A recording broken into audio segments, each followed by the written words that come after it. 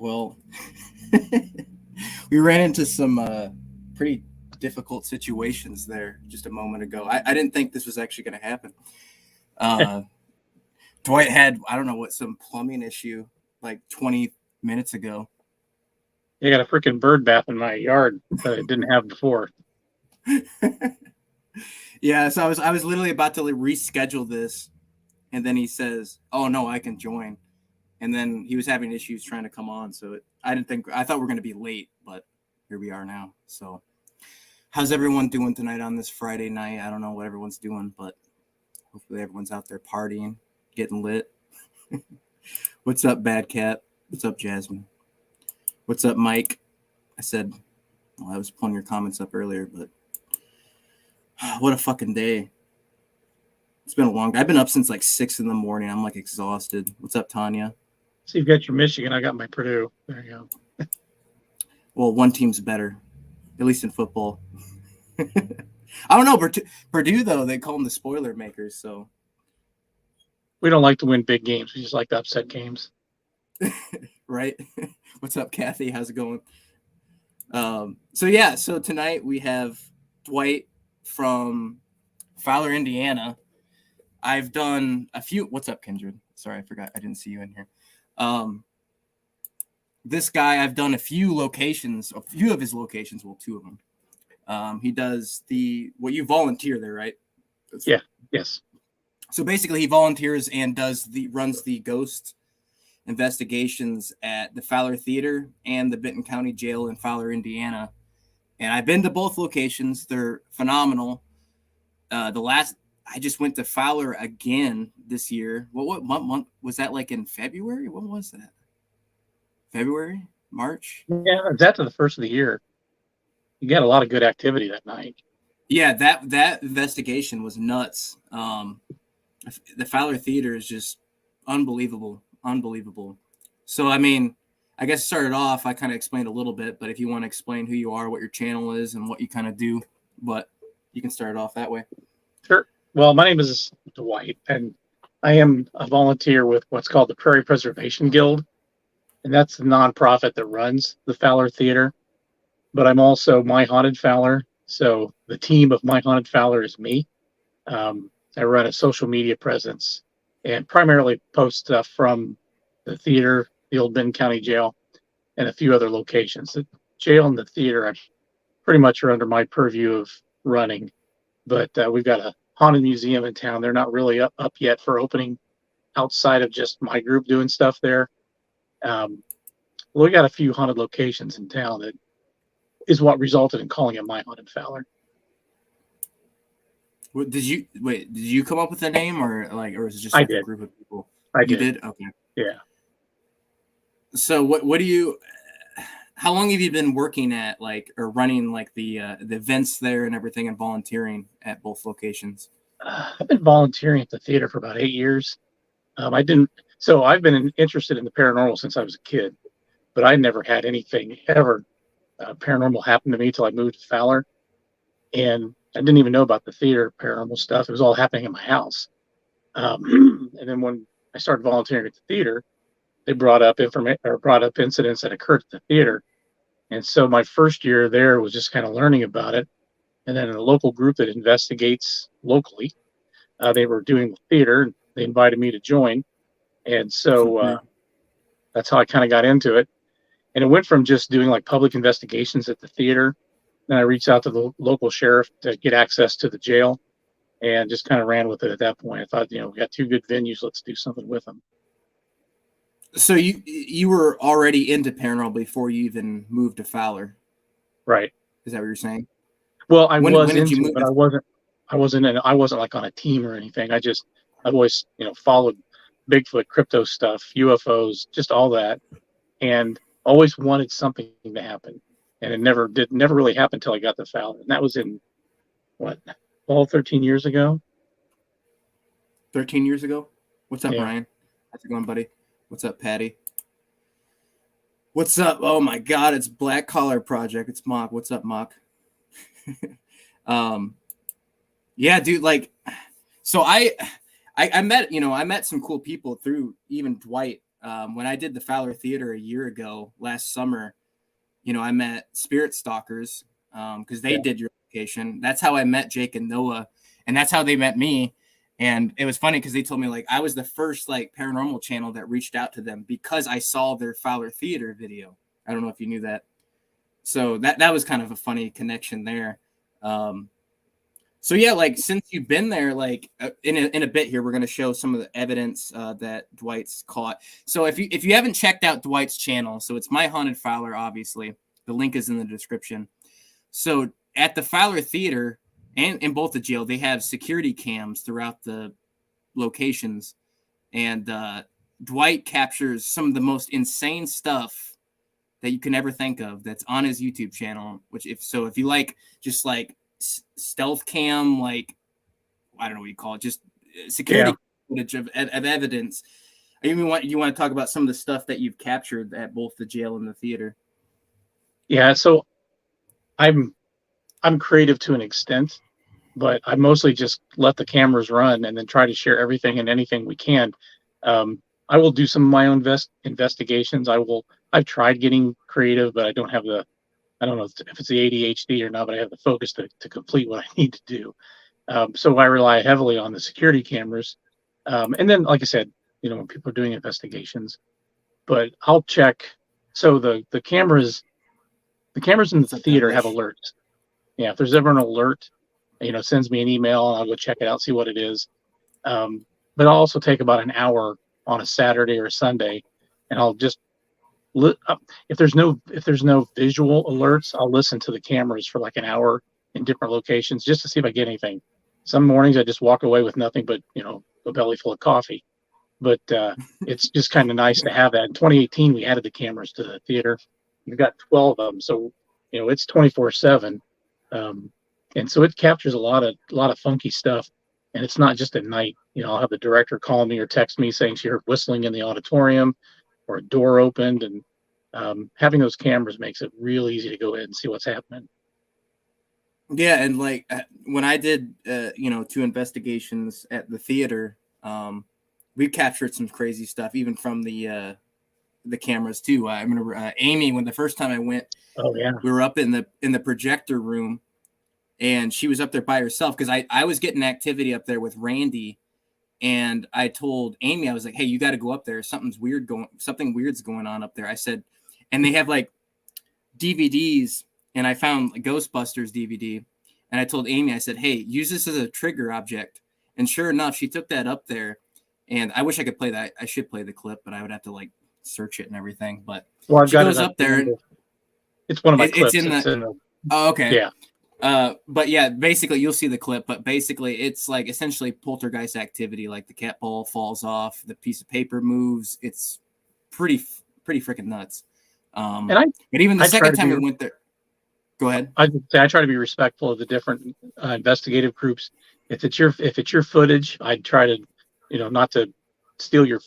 I don't steal your footage. So if I capture something on our cameras, I'll share it, and then I'll share it with you all. But your footage is your footage, and I try to respect that as much as I can.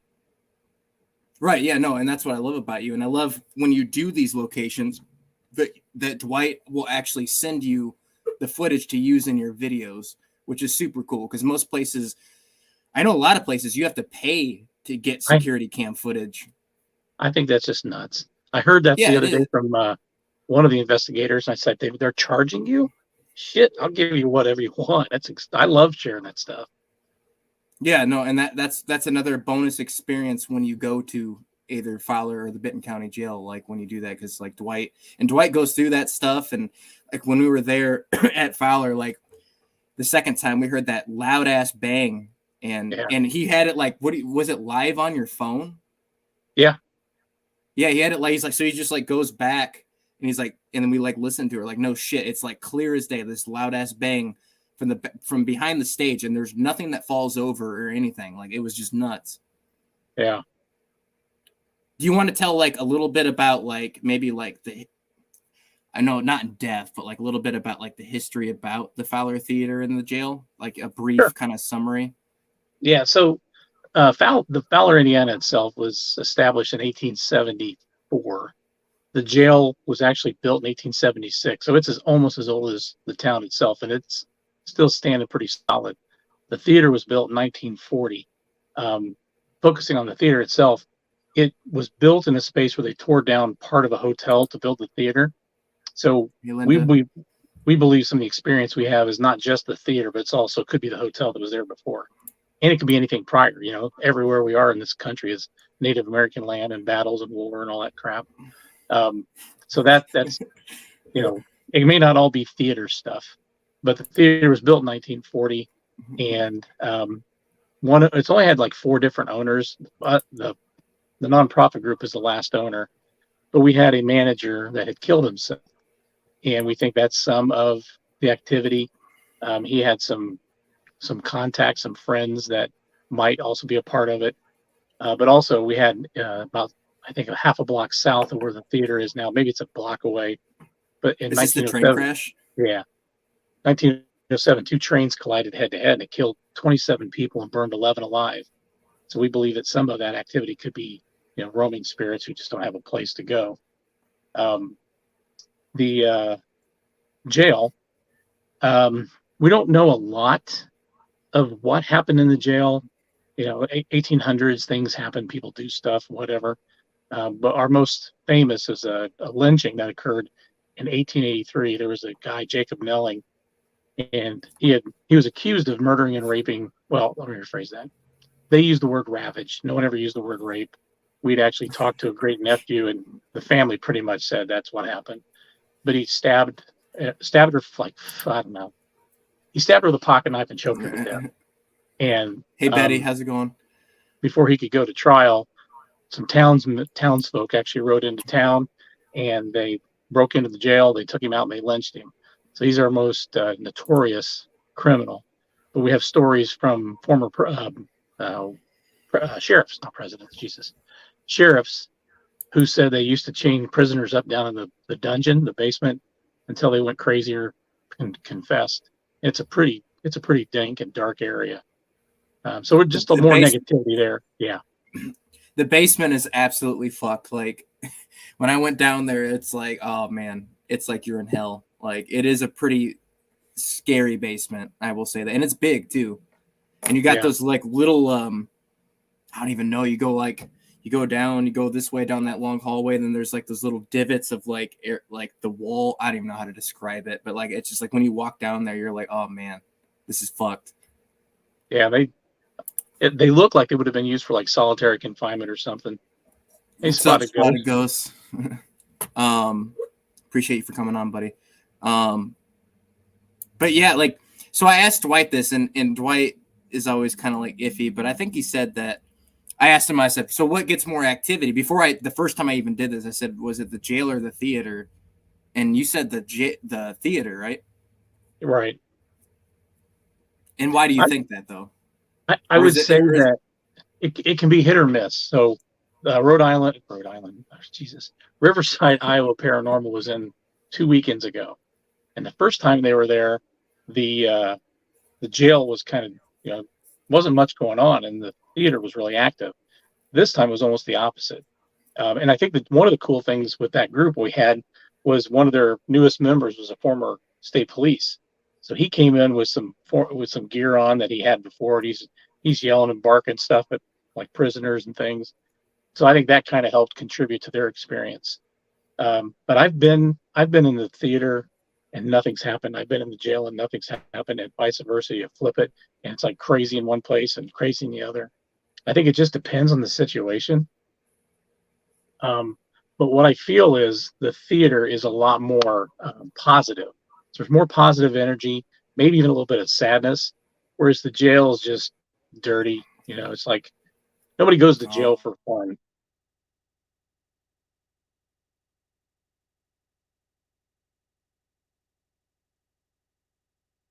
he's laughing. That lag, am I? Oh, I was doing so well. Oh shit.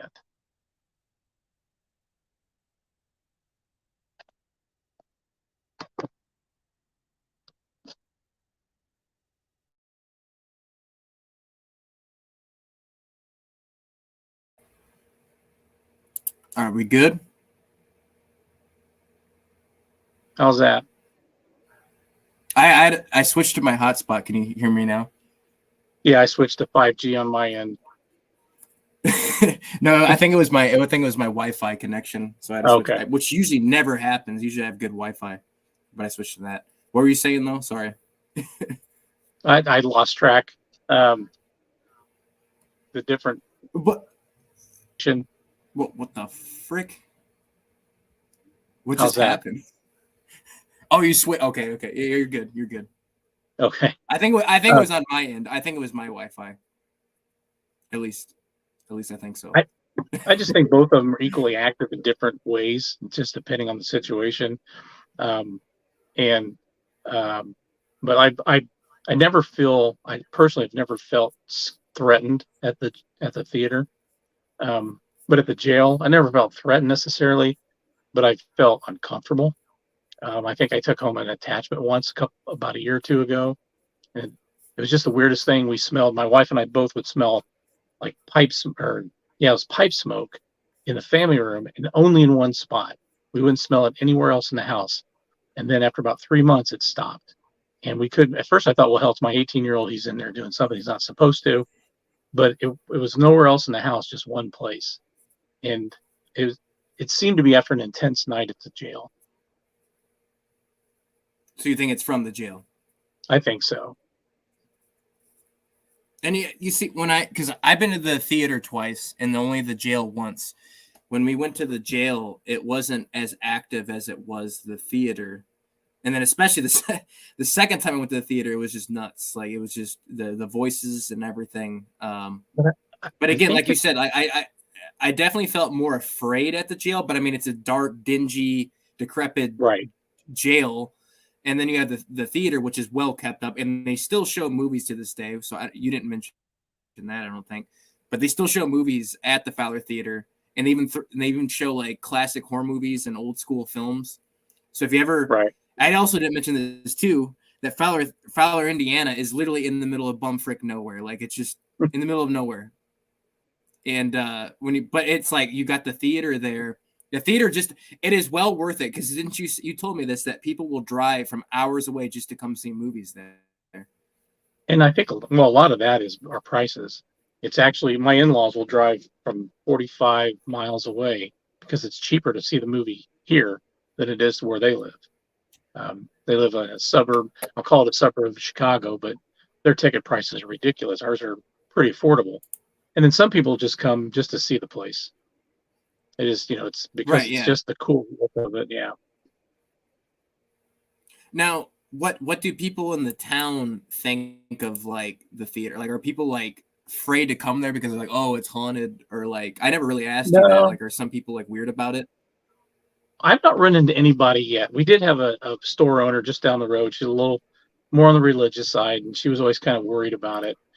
And I really don't know why, but most people embrace it. Most people will share their stories. When I started putting stuff up on Myhauntedfowler, I would get messages just from different people in the community who'd been here forever, and they're like, "Hey, I got a story for you. Hey, did you know this? Don't share my name, but." So there's an interest, and I think there's I'll call it an intrigue, but there's no picketing. The Jehovah's Witness come in and they still put their stuff on the corner every other Saturday. We haven't scared them away. I figure if we can't scare them away, then we're not too scared. We did run into, though. I do have to say, though, go ahead. I was going to say, we do have the museum in town. Did I lock up? The museum? Yeah, we have the Benton County Historical Museum. And I would put it on par with both locations.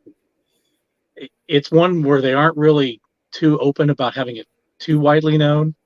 But man, I've got a video. It's one of the things I shared with you. It's a doll jerking its head backwards as I'm talking about it. It's got military paraphernalia. There's a Nazi helmet in there that we've got activity off of. At least on my end, I don't know if you can hear me. Is Dwight lagging? You're fine. I haven't seen an issue with you, so maybe it's me. But yeah, because I was going to say I'm not lagging, but you sound like a. Okay. Let me try. Wait. No. I can jump to 5G if you want. You're like frozen again. What the frick is going? Hang on. Okay. Is it good now? I got off my I'm gonna Wi-Fi. switch back over. I'm on 5G now, so maybe that'll make a difference. How's that? Yeah, spotted. Yeah, I think it's good. But yeah, I think you're good. Maybe you're frozen. God damn it! I don't know. I can't tell if I'm lagging or if Dwight's lagging. I don't know which one. Can you guys still hear me? Oh, you can hear both of us. What the frick, Dwight? I'm still here. I don't know. I hear you fine, Tommy. Well, what the hell? Let me switch.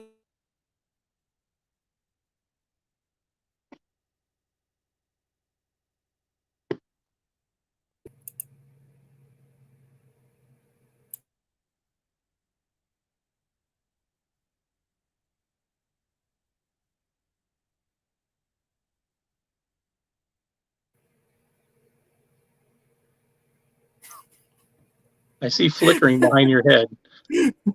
Yeah, I don't know what the fuck's going on. I don't know. I keep switching back from my hotspot. I usually never have bad connection. I think we're good now.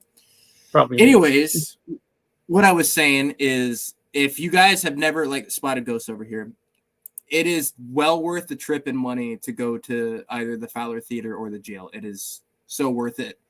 Like I said, I still think, and I'm not just saying this, I think my best video as far as the evidence and just all around video is the second time I went to Fowler Theater this year. Is my favorite video that I've done. It was just batshit insane from the beginning.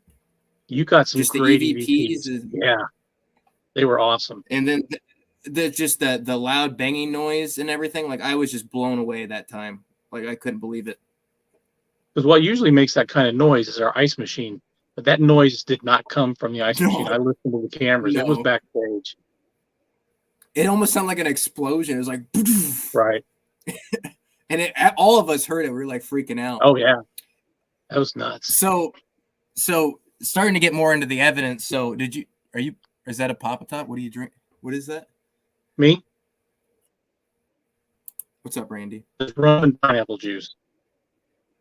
Rum and pineapple juice. Okay. I did margaritas earlier for Cinco de Mayo. Dude, I forgot it was Cinco de Mayo. I should have ate Mexican today. Man, that sucks. Here we are Mexican food and margaritas, man. That's why you said you were getting margaritas. Well, so he's got his rum and pineapple juice. So since I'm wearing a Michigan football shirt, I support my local team here in the state of Michigan. I got a local, and everyone should know about this. I'm sure, Dwight, you know about this beer. I haven't reviewed this one, but this is a huge fucking brewery here in Michigan. It's by Bell's. This is Oberon. Yeah. It's a summer wheat ale. Everyone should know about this. I'm sure they've had this stuff all throughout the U.S., but this is from Michigan. It's from Kalamazoo, Michigan, which is about an hour from me. And it's like an orange. It's kind of like a craft, like Blue Moon in a way. But this is a solid beer. If you haven't had this, you definitely should. But I'm gonna. Oh wait, you don't have a top to pop, so I'm gonna do this myself. And then we're gonna get into Dwight's evidence, which is his evidence is really super cool. So, with that being said, I gotta make sure this doesn't loop either. Sorry for all the disturbances and everything. Like, everything's just all over the place. But fuck it. Pop a top again. I've just got time for one more round. Set 'em up. Yeah, this is a solid craft beer. If you don't like fuck IPAs. I'm not an IPA guy by any means. I remember you saying you weren't either. I don't like that bitter shit. It's just too much. It just tastes like you're drinking like pine Sol or something like that. It's just terrible. But this Oberon, I definitely give probably a solid 4 out of 5. I could drink this stuff like, and like I said, it's a summer beer, so like they only come out with it like early spring to like late summer, and then it's gone. And then if you didn't know, okay, if you know Oberon, or if you don't know Oberon, but you should know Two Hearted Ale, which is made by Bell's. It's an IPA. I used to drink the piss out of that shit a few years ago, and I got tired of it, and that's when I started hating IPAs. But the same brewery makes Oberon makes Two Hearted Ale, which most of you probably, if you drink beer, you should know what Two Hearted Ale is. But with that being said, the stream's just so all over the place. So yeah, we got some evidence from Dwight, which is some really cool stuff. I haven't watched all this yet, so let me get this set up real quick. Should take like 2 seconds. Share system audio. Yeah, most of what we have is from the theater. That we've had cameras there the longest. Okay, most of it's from the theater. Okay, so I'm gonna play this, and is there audio coming out of this? No offense to the doll, but is the doll possibly, I'm going to say, possessed? What's up, Princess Scary? How you doing? How you doing? What the hell was that? Like, it was like I'm gonna play that back. I gotta play that back. I'm gonna play it back. So Yeah, I'm gonna have like. Yeah, you can explain it. Like, I'll pause it after we're done, and then you can kind of explain it. So I'm standing in front of the doll. There's nothing between me and the glass, and something moves inside the glass, it looks like. So it's going towards the glass. It's coming out of yeah, it's coming out this way. What the moving right to left, yeah. I'm going to play it one more time because that is just weird. I don't know if anyone saw that, but I clearly see it. Is it playing? Oh, shit. No, I got to play it. There you go. Yeah, it looks like it's coming out of the glass. No offense to the doll, but is the doll possibly, I'm going to say, possessed? Where is this at, by the way? So it's just down the road from the jail. It's about 3-4 blocks away. And they bring in stuff from all over the county. We've got a Ouija board in there from 1942. Is it the one right down there? Wall. Yeah. That is bizarre, dude. The family I remember seeing this on your... Do what? The family that donated the doll donated the Ouija board as well. Do you don't know where? Do they know where it came from, or like? Just about 10 miles west of town. The doll was made by a 9-year-old boy at the time, and when he was as an adult was dying, he told his sister to destroy it. She donated it to the jail. Nazi helmet. So this is is this still at the same location? Yeah. So this is the Nazi helmet, World War II Nazi helmet. It's got dents and shit in it. I know. That's what happened a lot last. Hang on. I've had this loading for like hours, so I don't know. Hang on. Last time. I'm gonna lower the quality just a little bit. We put a cat ball on it. Is just so it doesn't lag. Maybe not. Or is it gonna be a bitch? Maybe go back up to 720. This night is cursed, man. Oh, I know, right? Usually, I never like have shit lagging or anything. Oh. So this is, damn it. Yeah, you can see the swastika on the side and everything. Okay. Oh yeah. What is that that reader that you have right there? So it's basically it's just like a meth detector. Yeah, K2 or something like that. Yeah. This is a Nazi helmet. REM-pod's getting a blip every so often. Was that cat ball just going off too? Yeah. Yeah, and you're the one that got me hooked on using the cat balls. It's like I love those things. Was I really? Yeah. You can't explain it. Like, why is it setting off? Like, nothing's moving it. It's just sitting there and it's like lighting up, you know? Especially like when you were at the theater and had like concrete floor and the thing would light up. Right. That's what I'm saying. And you can like stomp on the ground, like stomp next to it, and it won't go off half the time. It's very odd. I don't know why this shit's lagging. Like, it's pissing me off. All right. Like, we're not lagging. Yeah. But this Google Drive shit's See lagging. if I can make it move. No. Me bounce. Do you know how to share a screen? Do you think yours would lag? Sounds not making it move. It does not. What's like up, Shell Dust? Sorry, I just this doesn't like anything. Dealing with See, it's not doing it. technical issues as usual during the stream. A little harder with That's my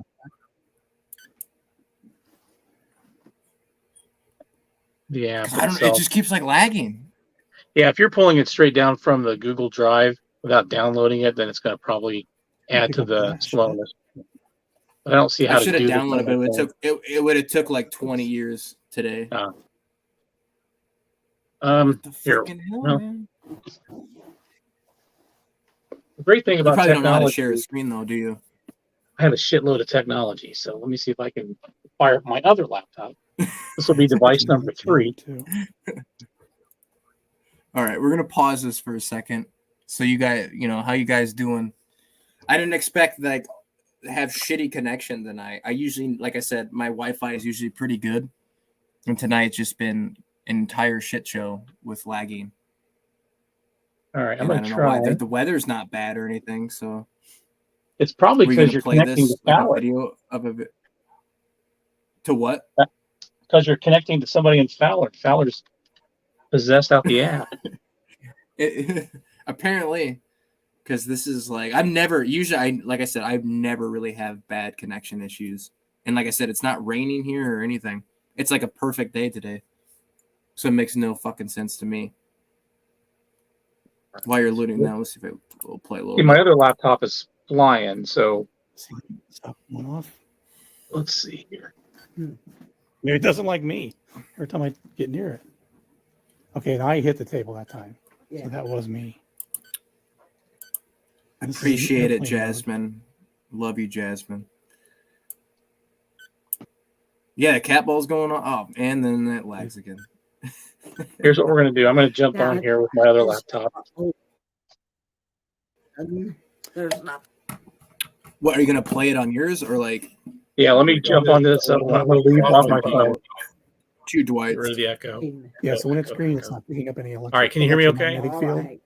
Yeah, it sounds better. It's yellow, and if it's really strong, it'll Move go up red. here. I got you muted. It keeps going yellow up here. Technology's It goes awesome. yellow on the cat ball because it's got some electronics in it. Yeah.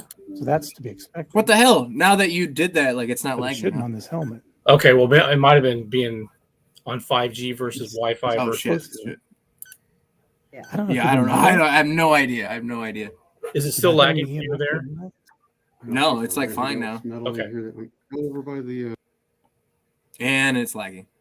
All right, so let me see if I can share my screen here. meter. Yeah. See what happens. Do you know how to do that? Try to not hit that with Yes. my belly and make. So you're gonna go to Do video one file. second, guys. Because I've got this on my desktop. So you're gonna go. So you go to share screen. Hang on. You hit share screen here or present. Sorry, present. Share screen. You want to go to. Do you have a Chrome tab open? Google Chrome. Yay, nay. Well, Hey, I am. wait. So I see it in the lower left here. I did mean, you can do present. entire screen too, but you're not going to be able to see me or see the chat. There we go. I missed this. I missed the whole freaking. Make sure you click the bottom left corner that says share Yeah. tab It's audio. just me being stupid. Okay. All right. So whenever you do that, window and entire screen. No. Is this it? Here we go. Yeah, look at that. No offense to You the got- doll, but is the doll You can kind of skip more into it if you possibly? want. I'm going to say possessed. I'm actually surprised. Most people like I get on here, they don't even know how to share the screen. I've been working in computer So it support for shouldn't be picking 30 up on years, there. so I know a thing or two, but not This is everything. a Is Nazi helmet. There you that go. better? REM pod's Yeah, getting a yeah. blip every so often. Okay. And now Yeah. you can pause it when you want to talk about Over something there. too. Yeah, but there's nothing on. There's no energy. See that? I want to make sure What's my in the, battery's good too. That'll be case? the next thing. Are there artifacts in the case that are just paper? So this whole room actually has Shelter. different paraphernalia. It's got Something causing like military shells, medals, all kinds of shit.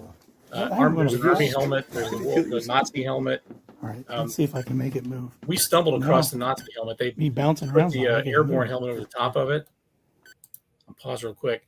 So this Nazi helmet was in a Something over corner. there. I Yeah. thought I paused it. and we lifted the Army helmet off of it, and it was underneath as if they were trying to hide it from us. But there's nothing on. Really? There's no energy. See that? We've got a What's in rim the pot over there, case? and it's Are not. there I think artifacts it in went the off case that early. are just We've got paper? a cat ball touching the helmet Something. How long ago fucking- was this? This is A few months about a ago. month or so ago. What? I'm gonna. I think I remember seeing this with the Nazi helmet. All right. let's see Well, if I can what I'm make it trying to move. do is if No. I can find opportunities to bouncing bring around's not making certain it move. groups into the museum. It does not Like like if you that want to come Nazi down helmet. sometime, we can arrange a time This doesn't like anything because they're This is really not doing it. Oh, they're comfortable with me being in there. too fast. They just don't want to open it because it's a lot. It's say this in a nice way because I'm not young, but it's a geriatric crew that runs the Shouldn't pick place, up glass, should it? and Okay.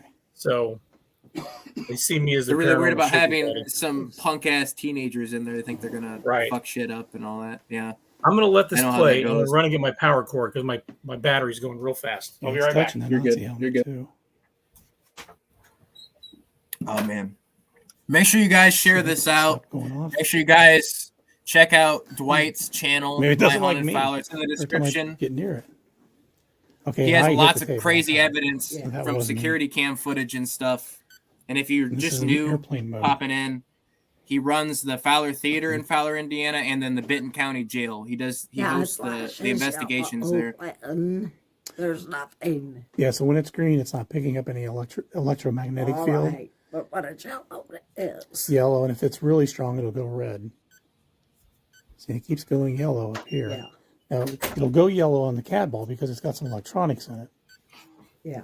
So that's. to And I can only expect. imagine, coming from how much shouldn't energy on this comes from a original Nazi, helmet. I don't know what. I can't say like what form of To it. what you Does that call have it. any EMF to it?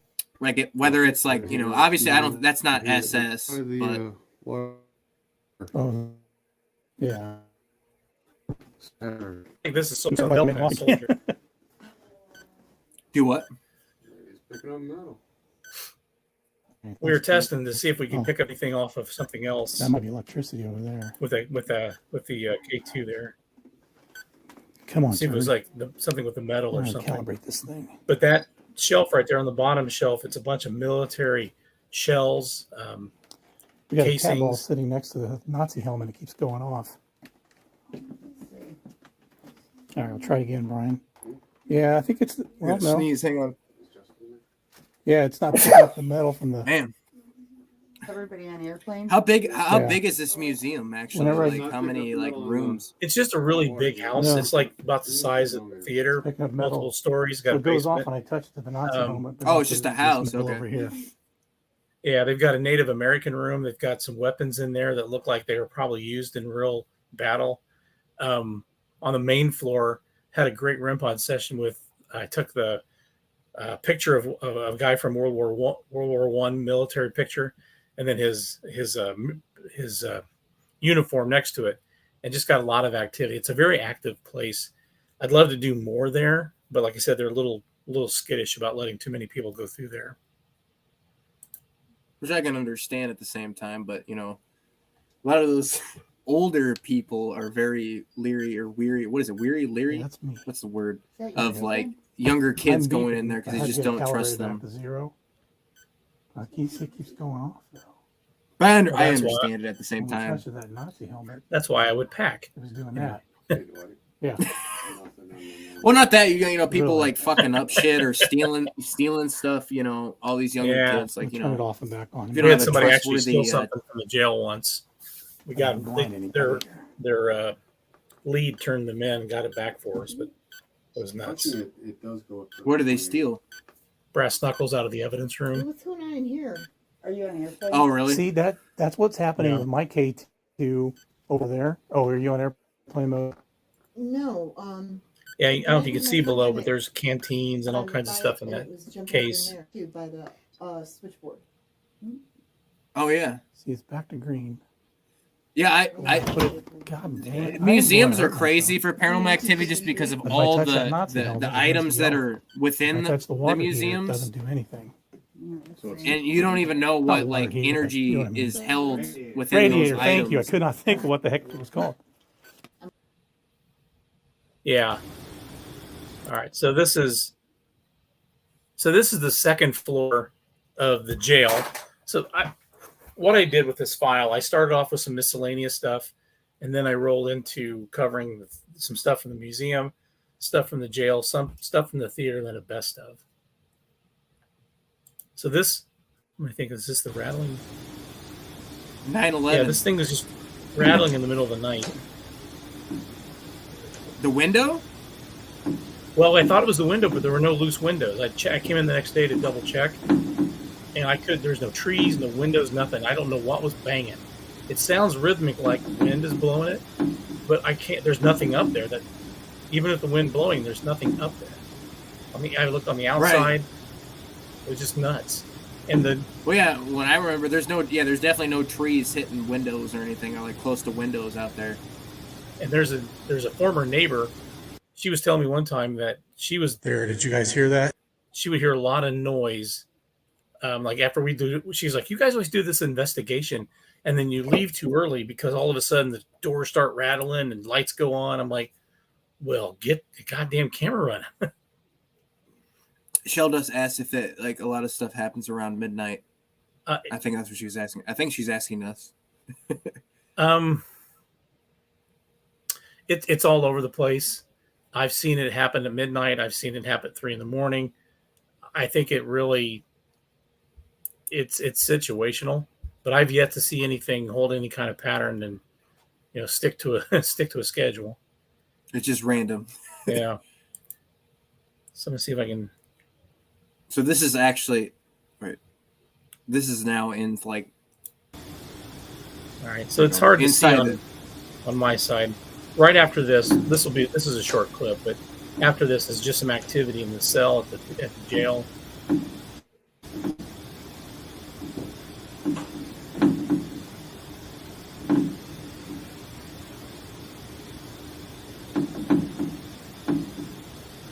I think it's inside the building. I just don't know what it is. Yeah, it is very odd. It sounds like kind of like on a rhythm, kind of, but not. Right. It's still random, like. Which is what made me think it was like the wind, but there was nothing to blow against it. So this next piece is just some activity in the Benton County Jail. I'm by myself. It's a big, loud noise. There, did you guys hear that?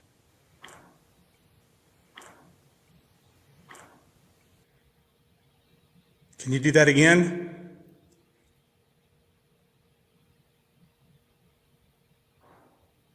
Thank you. What the fuck? Oh man.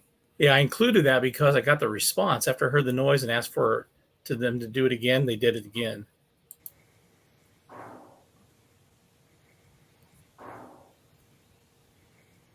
Is that down where that's not the hallway where the padded room is it? No, it's the opposite side. Yeah. And what I'll typically do on videos, I'll play something like 3 times in a row just so people can hear it. So if you hear it 3 times in a row, it's not happening 3 times. It's just me replaying it. Right. Yeah, for sure. This one, I'm up in the women's dorm. So in the Benton County Jail, the main floor is where they kept all the men. The second floor, there's a little section, and it was for women or juveniles. And I'm upstairs, and there's a part where you hear a noise. It's my foot scraping against the floor. I'm running 2 digital voice recorders down on the opposite side of the jail, or where the jail cells are. And so what I'm doing is I'll play this, and then I'll isolate each one, and you can hear where the sound is coming from and where it's not coming from.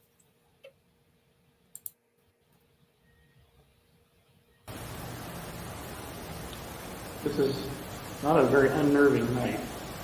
I really wasn't. Are you sure by I was yourself? gonna be by myself. Yeah.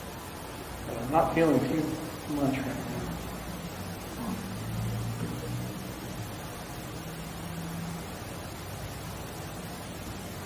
That's my foot. So that loud noise is not my foot scraping. I'm on the Yeah, that was loud. Yeah, I'm on the second floor, and that noise is coming from a floor down.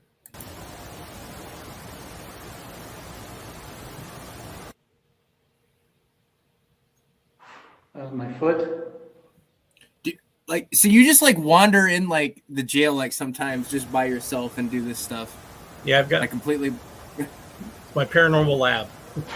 So that noise is what while I'm upstairs. This is downstairs. The noise. So it's on this That's a side. is that the security cam? This No, this no. angle This is right just. here. I just took a picture of the digital voice recorder that's on the east side. Oh, so you had a recorder down there, and then that's Yeah. when you heard. I had one on the Okay, east okay, I side, got one on you. the west side, and it's the loudest on the east side. So it's not it's the non-padded room side, and it's just you Okay. hear it's just such a loud bang. Yeah, that was loud, clear as day. And I'm like I said, I'm upstairs by myself. Yeah, in the women's. Yeah. Have you left the jail or are you still with us? So this is an SB7, and I put up what I think I hear, and I'm trying to not do too much of that because I think it can influence people to hear something that I think I hear. So, but I think it says be careful. That's what it sounded like to me, even when I heard it.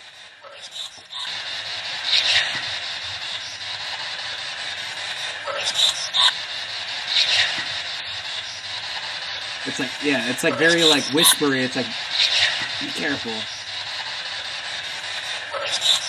Jacob, are you here with us?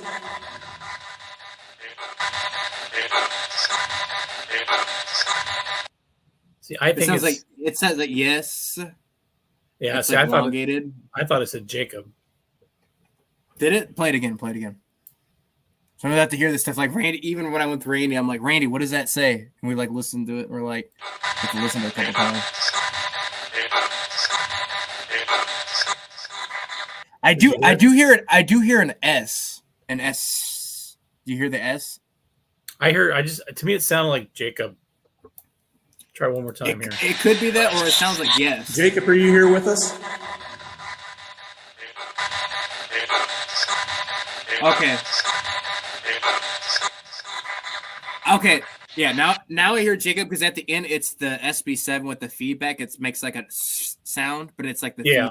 So now after listening to it a couple times, now I can hear what you're saying. Now this is up in the residential area. I'm in the closet that separates two bedrooms. The one that's on what would be on the right-hand side is the one that I don't have as much activity in. The one that's on the left-hand side, which you'll see me flip around, is where we believe a child spirit is. Was your mom the sheriff?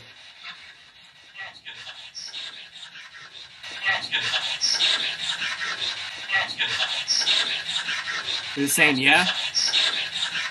I think it's saying yes, she was. Yeah or yes, yeah. It's like Yes. It says the response and it has that feedback where it makes it sound like an S, like a Yeah.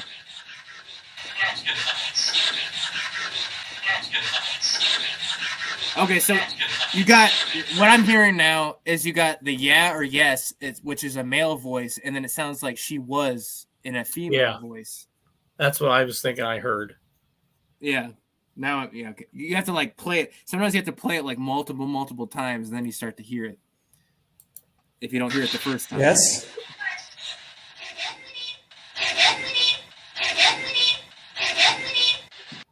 I thought that sounded That like a was little weird. girl singing.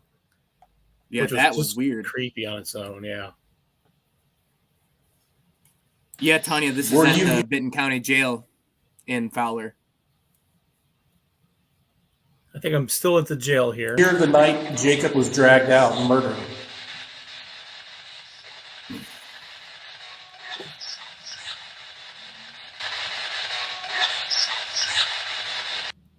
I swear it sounds like a kid.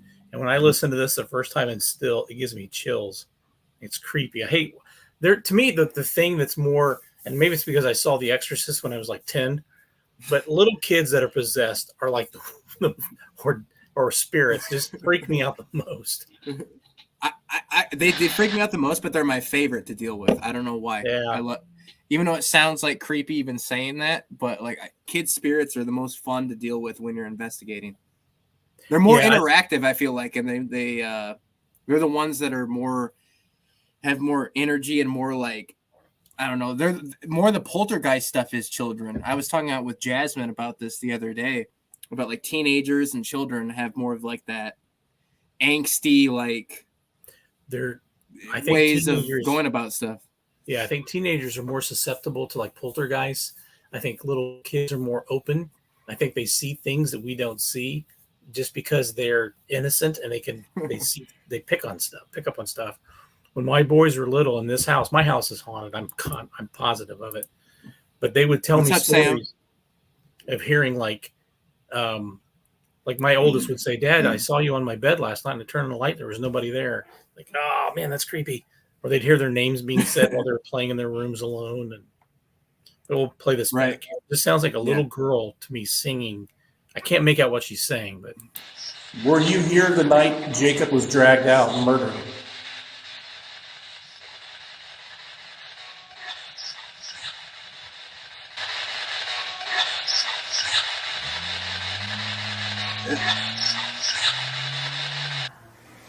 Yeah, there's like I don't even know how to explain it. It's there's like this like ringing sound or whatever, almost like a humming or like a I don't even know how to describe it. yeah, it's not. Are you lagging? Oh, no, okay, you're there. Okay. Yeah, it's me. Yeah, that's me stuttering. Is he stuttering or lagging? It's kind of. I know what you're saying, but I think the kid stuff, and I always wonder: is it really a kid or is it something a little more evil, not even? What do you think of this question that Betty asked? Do some spirits know they're dead? No, it's not a stupid question, Betty. It's a good question. No. I don't think they do. Sometimes, for me, the way I see it, I think a lot of this stuff is residual. I think there's intelligent hauntings out there, but let me rephrase this. My experiences have been it's mostly residual. I think there's some interactive out there. I think there is existence, and sometimes they pick up on us, and it's like, oh, hey, a conversation, and they're not realizing that it's a us versus them conversation. It's just a conversation. That's just my own 2 cents, but Right, and I know some people, a lot of spirits will ask, like, help me, or where am I at? They ask where they're at, or they're confused. Yeah, and I think maybe some of them don't know they're dead, but I feel like some of them do. It's kind of up in the air. It goes back and forth. Yeah, I think from my experiences. Yeah, I think there's a little bit of everything out there, and I'm happy if I never experience a demon. I mean, if there's a demon out there, I don't want to deal with that shit. I've got my own demons. I don't need another one. Right on. You can just keep playing this shit because it's good stuff. I think this one is when we were doing. So I don't know if you are familiar with Rick Wade. He's a seer out of Michigan, and he'll do a lot of remote sessions. And I have a couple clips on here with him, and they're just freaking freaky. Rick is where is this at? Like, where was this recorded at? So this is in the jail, but he's in Michigan while I'm walking around the jail broadcasting back to. Basically, we're doing a Facebook Live, and we're connecting, and he's picking up on stuff. And I'm trying to remember if this is the one. But I'll play this, and some of this stuff I've got 900 and some videos out there, so sometimes it's hard to keep track of everything. Right.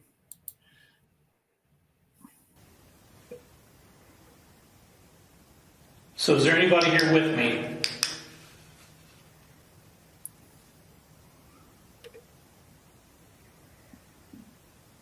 We get a lot of whistling. That sounds like a little kid.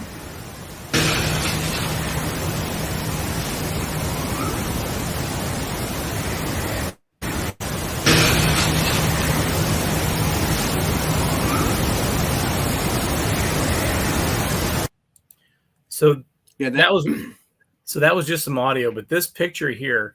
So what's happening is I've got a camera and I'm pointing it down from the second floor to the bottom of the stairs. And as I'm doing this, I'm trying to hold a flashlight. I'm trying to run the camera.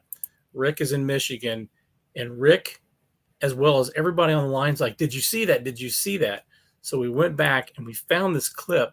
Now I don't have the video, just the still, and it looks like at the bottom of the stairs to me, a woman standing there with her head tilted to the side with bags on either side of her hands. That's what I thought. I'm already seeing like a tilted head. Yeah. Well, I can't do the right direction, but yeah. But almost like she's looking up at me. And this is during that same stream? Yeah. What the fuck, dude? Yeah, it was, to me, that was just one of the, that's weird. That's bizarre.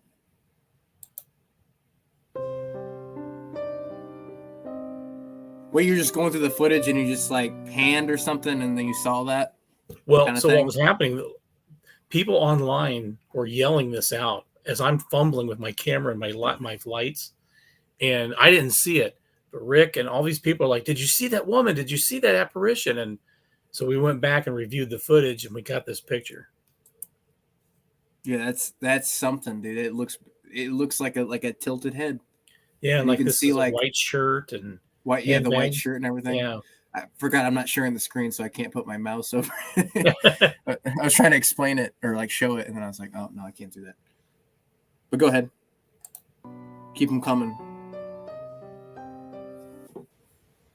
All right, so this one still gives me. So this night is the last night I did a lot of stuff on my own. So there were a few things in the jail that I would do after midnight when people would leave, 2, 3 in the morning. This was the night when I was doing this with Rick that I said, I'm not going to be here by myself again. This one here, and if you remember, Tommy, as you go into the cells on the left-hand side, we have a string of shop lights, and that's what lights up that area. I'm on the back side of these lights, so I should be casting 0 shadow. There should be nothing from me. And I flash my flashlight in this direction because I keep seeing a shadow. So just focus in the middle, and I can guarantee you that is not me. There is no way in hell it was reflecting off of me from behind the lights. This one still gives me chill. This is one of the reasons why I stopped going there at night by myself. Oh boy. I don't know if I've seen this one. That shadow up there is not me. Locked up in this jail. Motherfucker, it's lagging. God damn it. Do you play like a replay again? Do you want me to go It's back? not lagging. Can you make the sound of the Do you do a replay? what is the bar clean? Yeah, it was like lagging during that. Yeah, go back. You got to play it again. All right, I'm back. So the other voice is Rick. What is your name?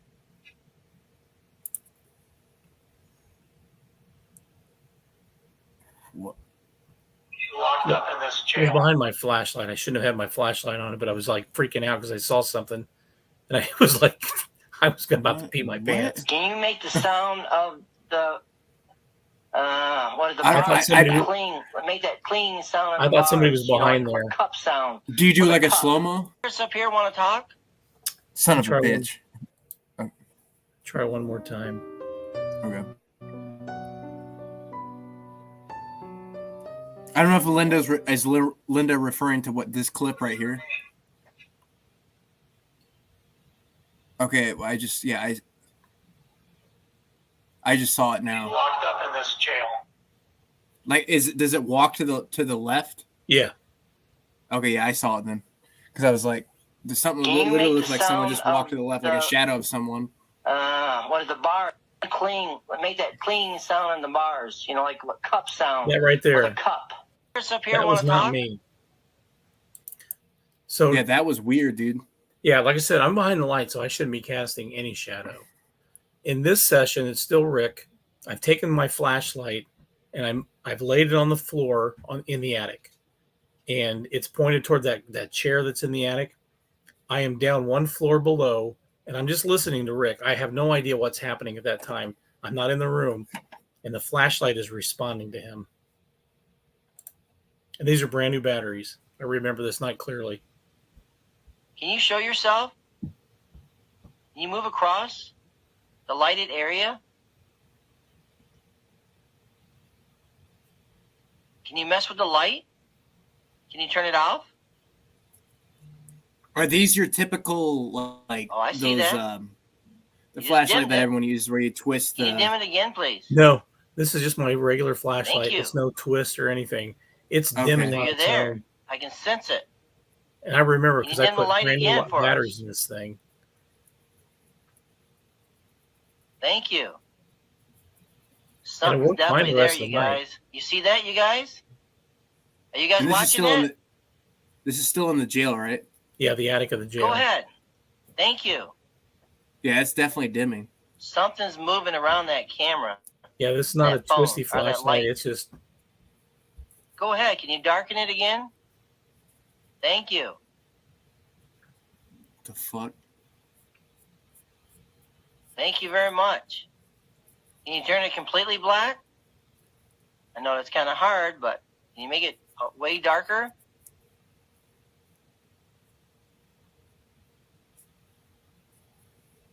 again, Rick is in Michigan. I'm in Indiana at this time. Thank you.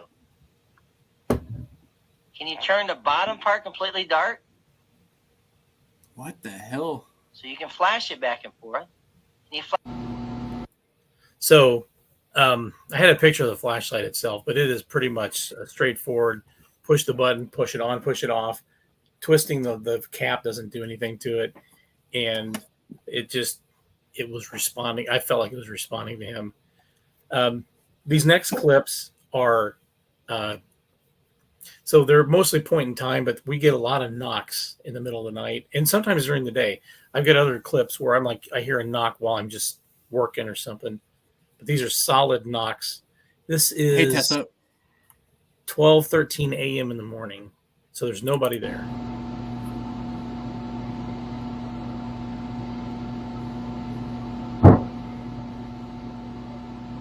That made me jump in these headphones. They're loud. And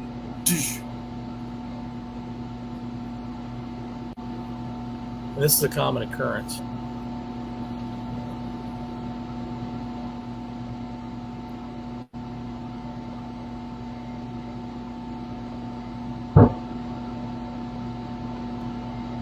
And this is like after the theater is closed and everything, I'm assuming, Yeah. right?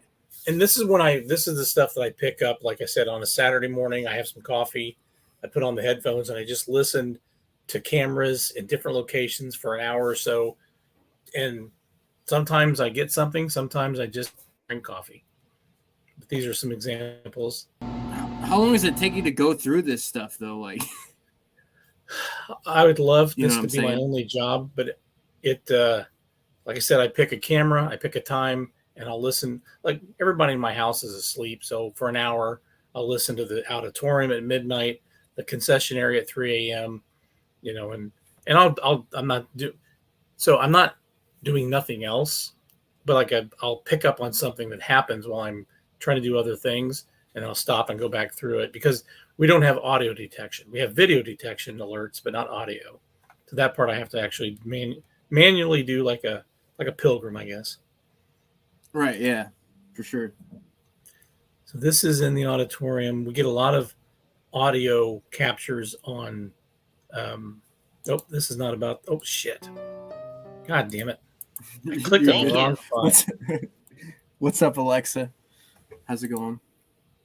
It's like the old man telling kids to get off my lot. Damn, sorry about this. Very good. Wait, I think I remember this. Okay, wait. Because you were having like some meeting, right?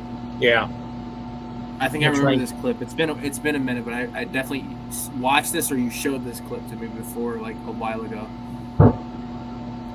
so these are the knocks again, but That's the same shit when Kyle and I were in that bathroom, where Dick's office used to be. yeah. That's the same kind of sound we were hearing when we were Yes. in there.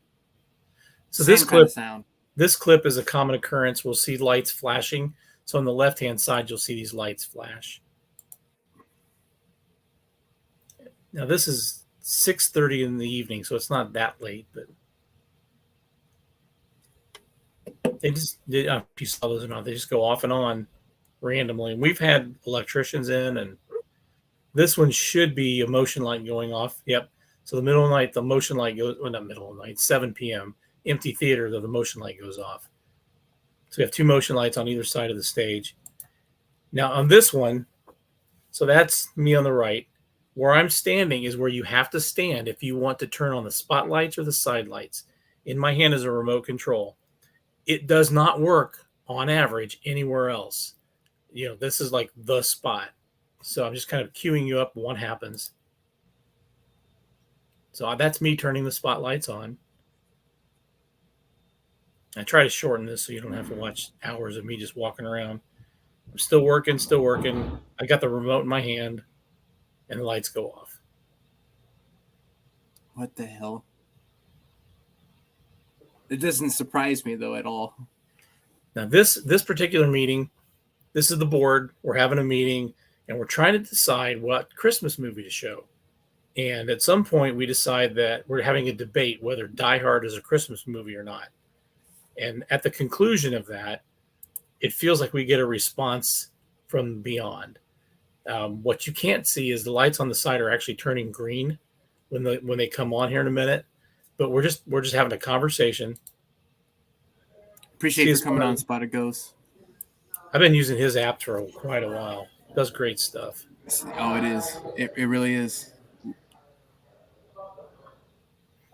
So that's me in the. Oh, there we go.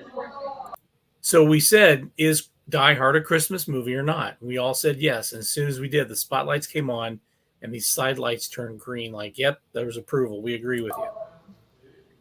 What the? It was just like out of nowhere. So this board member in a minute. So the lights are still on. We thought maybe somebody was jacking around with us. But like I said before, you have to be in this certain spot to actually turn the lights on and off. So as we're having the meeting, they go off. Thank you. Keep talking. I gotta go to the bathroom real quick. Just keep showing. I'll be right back in a jiff.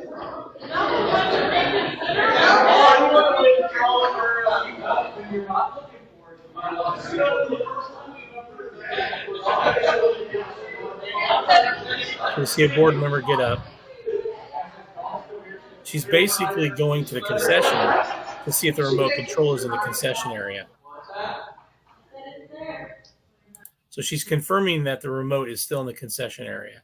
What we thought was maybe somebody of these board members here had grabbed the remote and were messing with us. But where she stands, actually a few feet back, is where you have to be. These remote controls are very crappy. They don't work very well. And so she's confirming that the remote control that would have been in someone's hand if they were pranking us was still in the concession area.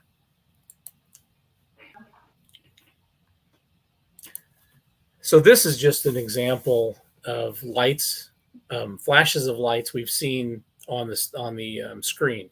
We believe it is the stage lights being manipulated, but we don't know why. They are usually all on or all off. And this is just just to show you where they've hit on the stage. But they've died off the last couple of months. So this is just, the lights you'll notice, they're just flashing. These are stills. They're flashing in different parts of the screen. And if they are the spotlights, those spotlights, I only know how to turn them all on or turn them all off. I've never seen any way to manipulate them by individual spots. So there's a big flash. And this is something that was common. And it's kind of died off the last year or so.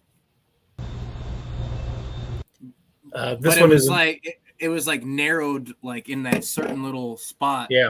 And it doesn't usually do that. It's not supposed to do that at all. Right. And we've had people ask us if backstage, if anybody has confirmed that it's a portal. So like 3 or 4 different people. I don't know if it is or not, but with all the stuff we have happen, I wouldn't be surprised. So this is just me. This is one of those. It's 12:25 a.m. and I'm listening to cameras, random cameras, and this is just something I hear overnight.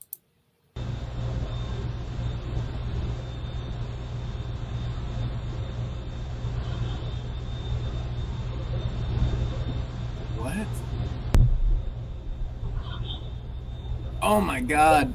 Is there anybody? That was clear as fucking day. That's a little kid. And this will tie into a later one. That's the creepiest. Wait, play that one more time because that was so good. That was so good.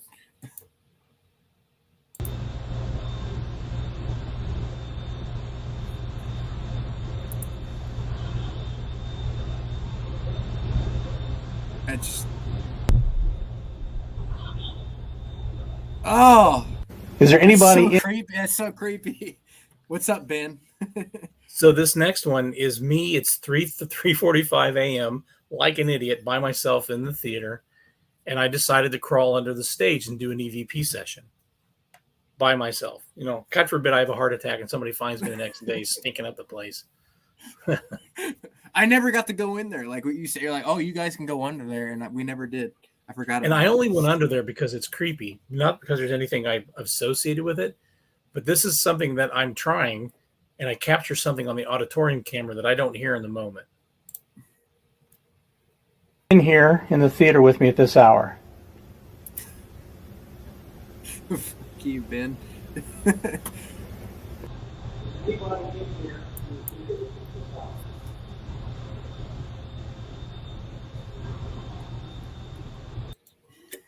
So you can hear me talking, asking if there's anybody here with me, and I capture this. I'm going to play it low. I will play it louder here in a minute.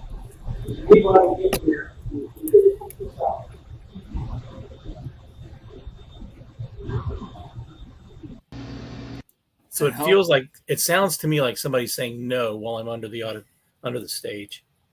From outside, like from just the auditorium in that vicinity. Yeah.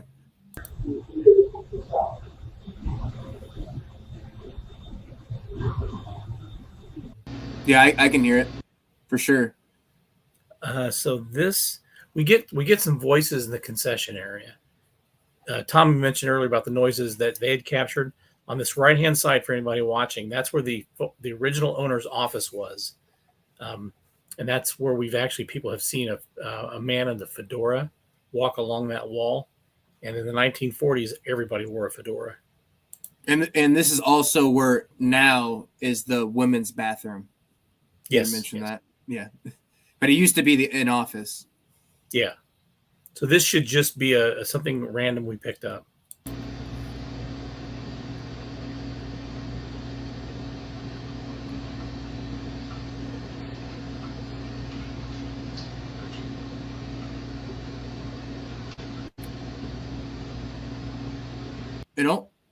It almost sounds like there's like a little like whispering going back and forth there. Yeah. too. So I turn I reduce the noise and try to turn the volume level up here to see what I think it says.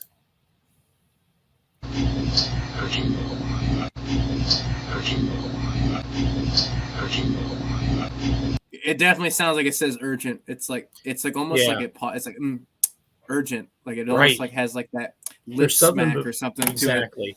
There's something before it, but then it's urgent. It's so weird. I just love how you just get these voices just when no one's there, just people talking. Yeah. I don't know what was so urgent, but is that whistling? Yeah, so the next three clips should be whistling. This is one where the director, she's in it. I think this is the one, but I think if this is the one I'm thinking of, she's in her office, she's working, and she texts me that there's somebody whistling in the concession area, and I think this is the one. We've gotten a lot of whistles picked up.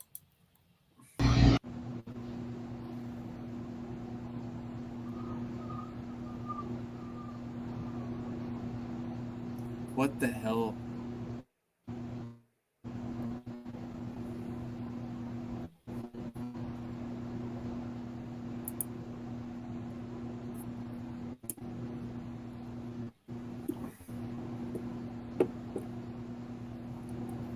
Definitely urgent. What's good, Tyler, my boy?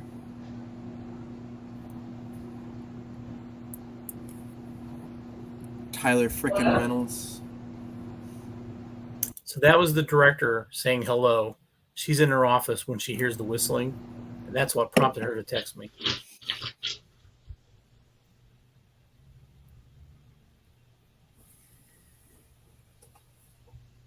So she hears the whistling and she's like, "Hello, who's in here?" Yeah. Like she heard it like audibly with her own ears. Yes. And she's there a lot, and she has a lot of experiences. She hears things, sees things. Her name gets said a lot. I can't really whistle. I can't really whistle either, Ben. So, you know, to each their own. But I can't either. So Yeah, I'm not good at. I can do loud whistles. Hello? Don't know. Why would I? So this is recent. What is Yeah, that? that's me. That's me playing around with CapCut. That's my new favorite editing software. It's free and you get a lot of features with it. But this is just like a month or so. Well, what is it? Appreciate it, Tyler. March 16th. So these folks are working and they hear whistling in the moment and they can't figure out where it's coming from. They think it's one of the side entrance ways, but there's nobody there. And I was like, and I wouldn't get over there.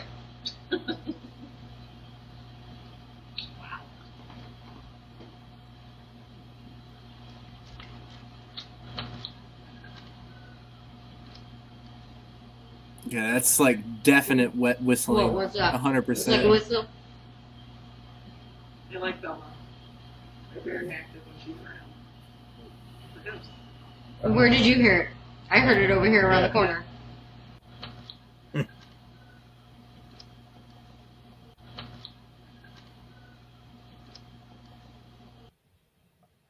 To me, it's like was that when like you guys were open? Yeah. What the hell? The movie's going and they're just talking, and all of a sudden, all of them, every one of them heard whistling. That whistling. That's nuts, dude. That's crazy. What's my name? So this is me using Necrophonic, and it's like it has latched onto me with name calling, my name.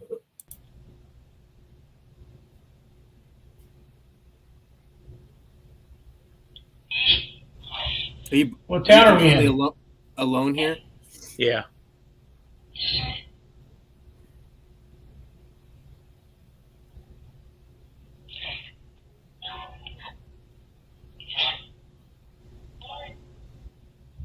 Oh, dude, that said Dwight. Are you saying Dwight? That's my name.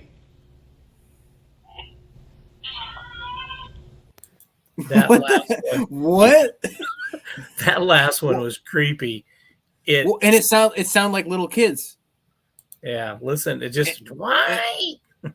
And when we were there, that's what we were getting. It was children activity. It seemed like in the back behind the stage. Yeah. But at the very end, it's What's my name? Version of my name I've heard.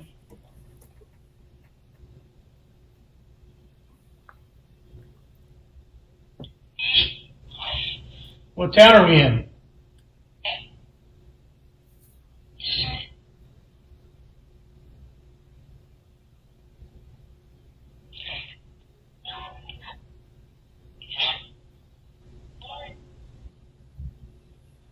That's just... Are you saying Dwight? That's my name.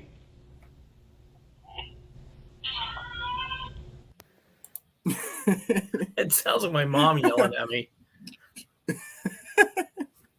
So that was clear. The next clips are just some SLS activity at the theater that I've captured. So we had a radio station coming in to broadcast like a Halloween thing, and we're walking around, and my camera, I just let it run backstage, and it picks up this stick figure while we're up some other part of the theater. Because it's behind the stage, right? Yeah. I like to let an SLS. So for me, I like to let a camera run because I think it's too easy when you move it that it can pick up stuff and track and map something. Yeah. So this I just put on a desk or a table and I let it run just pointing in one direction. Because it'll pick up from like posters or picture frames of people. Like it does that a lot. So the mass in the middle is me. And the mass on the left is something that I feel like actually reached out and touched me.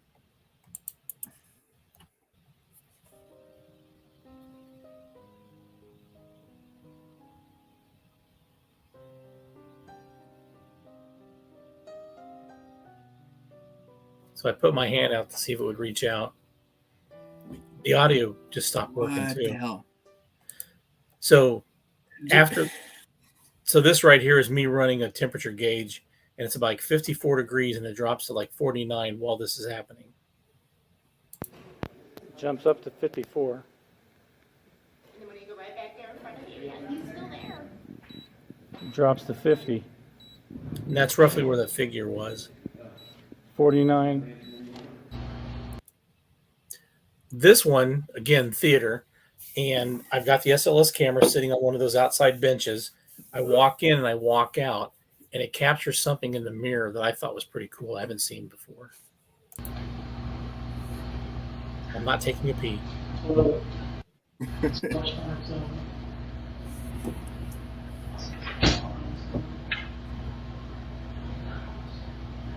Now I'm moving it. That's the mirror. So it's what? Yeah. Did it just jump through the mirror? Exactly. It seems like it jumps out of the mirror. Or in or out? Yeah. Like it's a portal. Right. Drops to 50.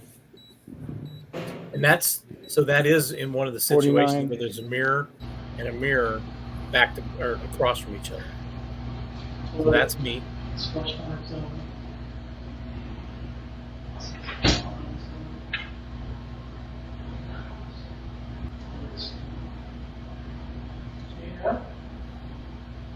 It just jumps out of that mirror.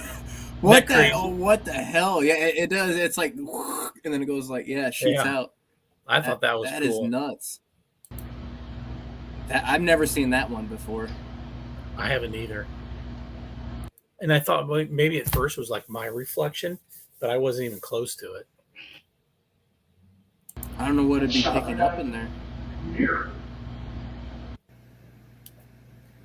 And this is just the camera I'm holding at this point, but it's like something comes up out of the stage.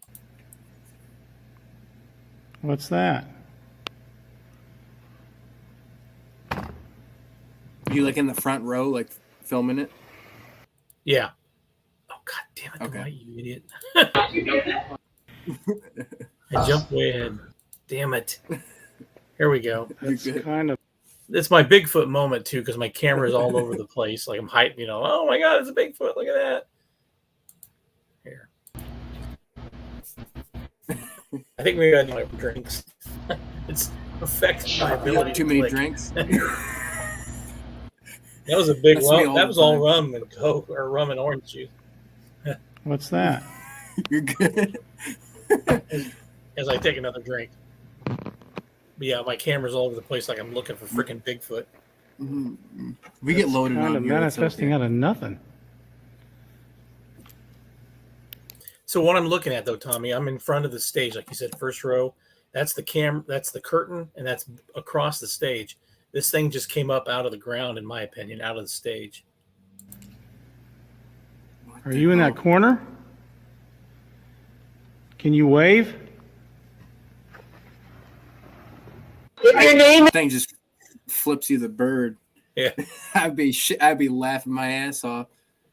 So this next series of videos, there was the original projectionist. His name was Russ Cornelius, and he worked for the original owner. And I knew nothing about Russ, but when I put this up, immediately his daughter, who's still around, she said, my dad's name was Russ, and he was the original projectionist. So this group is asking, are you a projectionist? And they get his name, and then we'll get a couple more things of just his name. So I feel like Russ is there.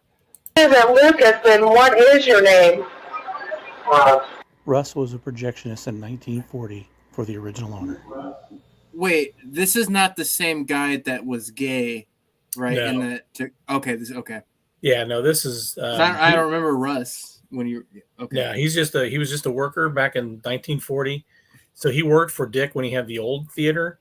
Then when Dick had this, so Dick Velastos was the original owner. He had this theater built. Russ came with him, and he ran the projectionist for a while. So we're doing a flashlight session, and we ask if this is Russ.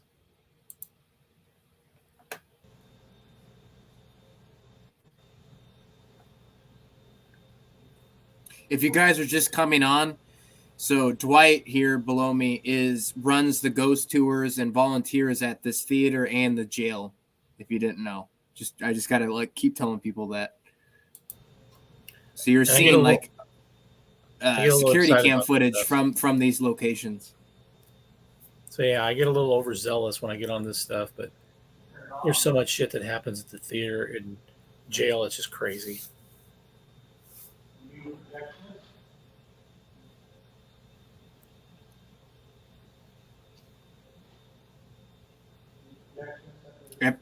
Every time I see this angle of the theater, I just get like goosebumps.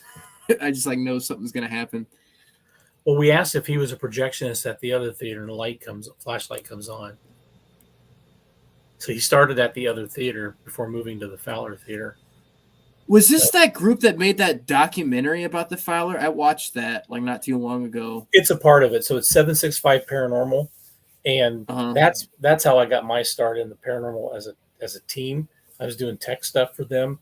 They're not as well formed as they were before, but me and the original creator, we're doing a lot of stuff together. He just finished up his degree program, and he's doing a lot of video stuff, and so we're working a lot more together. He's really liking behind the camera, and so now this is not him doing camera work. This is just me pulling footage down. Right, yeah.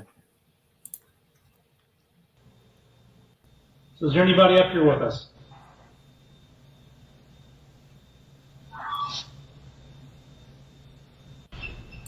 So I was running a spotted ghost app. I forget which one, and I thought it said Russ. Was it Spirit Talker? No, it was one of his older. It's like the SK1 maybe. He's got a lot of stuff out there. I've only really used the Spirit Talker, which I'm a big fan of. This one I forget what it's called. It's one I've seen him use a lot, but it prompts up words. So I got Boney on chair. What's up, everyday treasures? Appreciate you for coming on. Russ.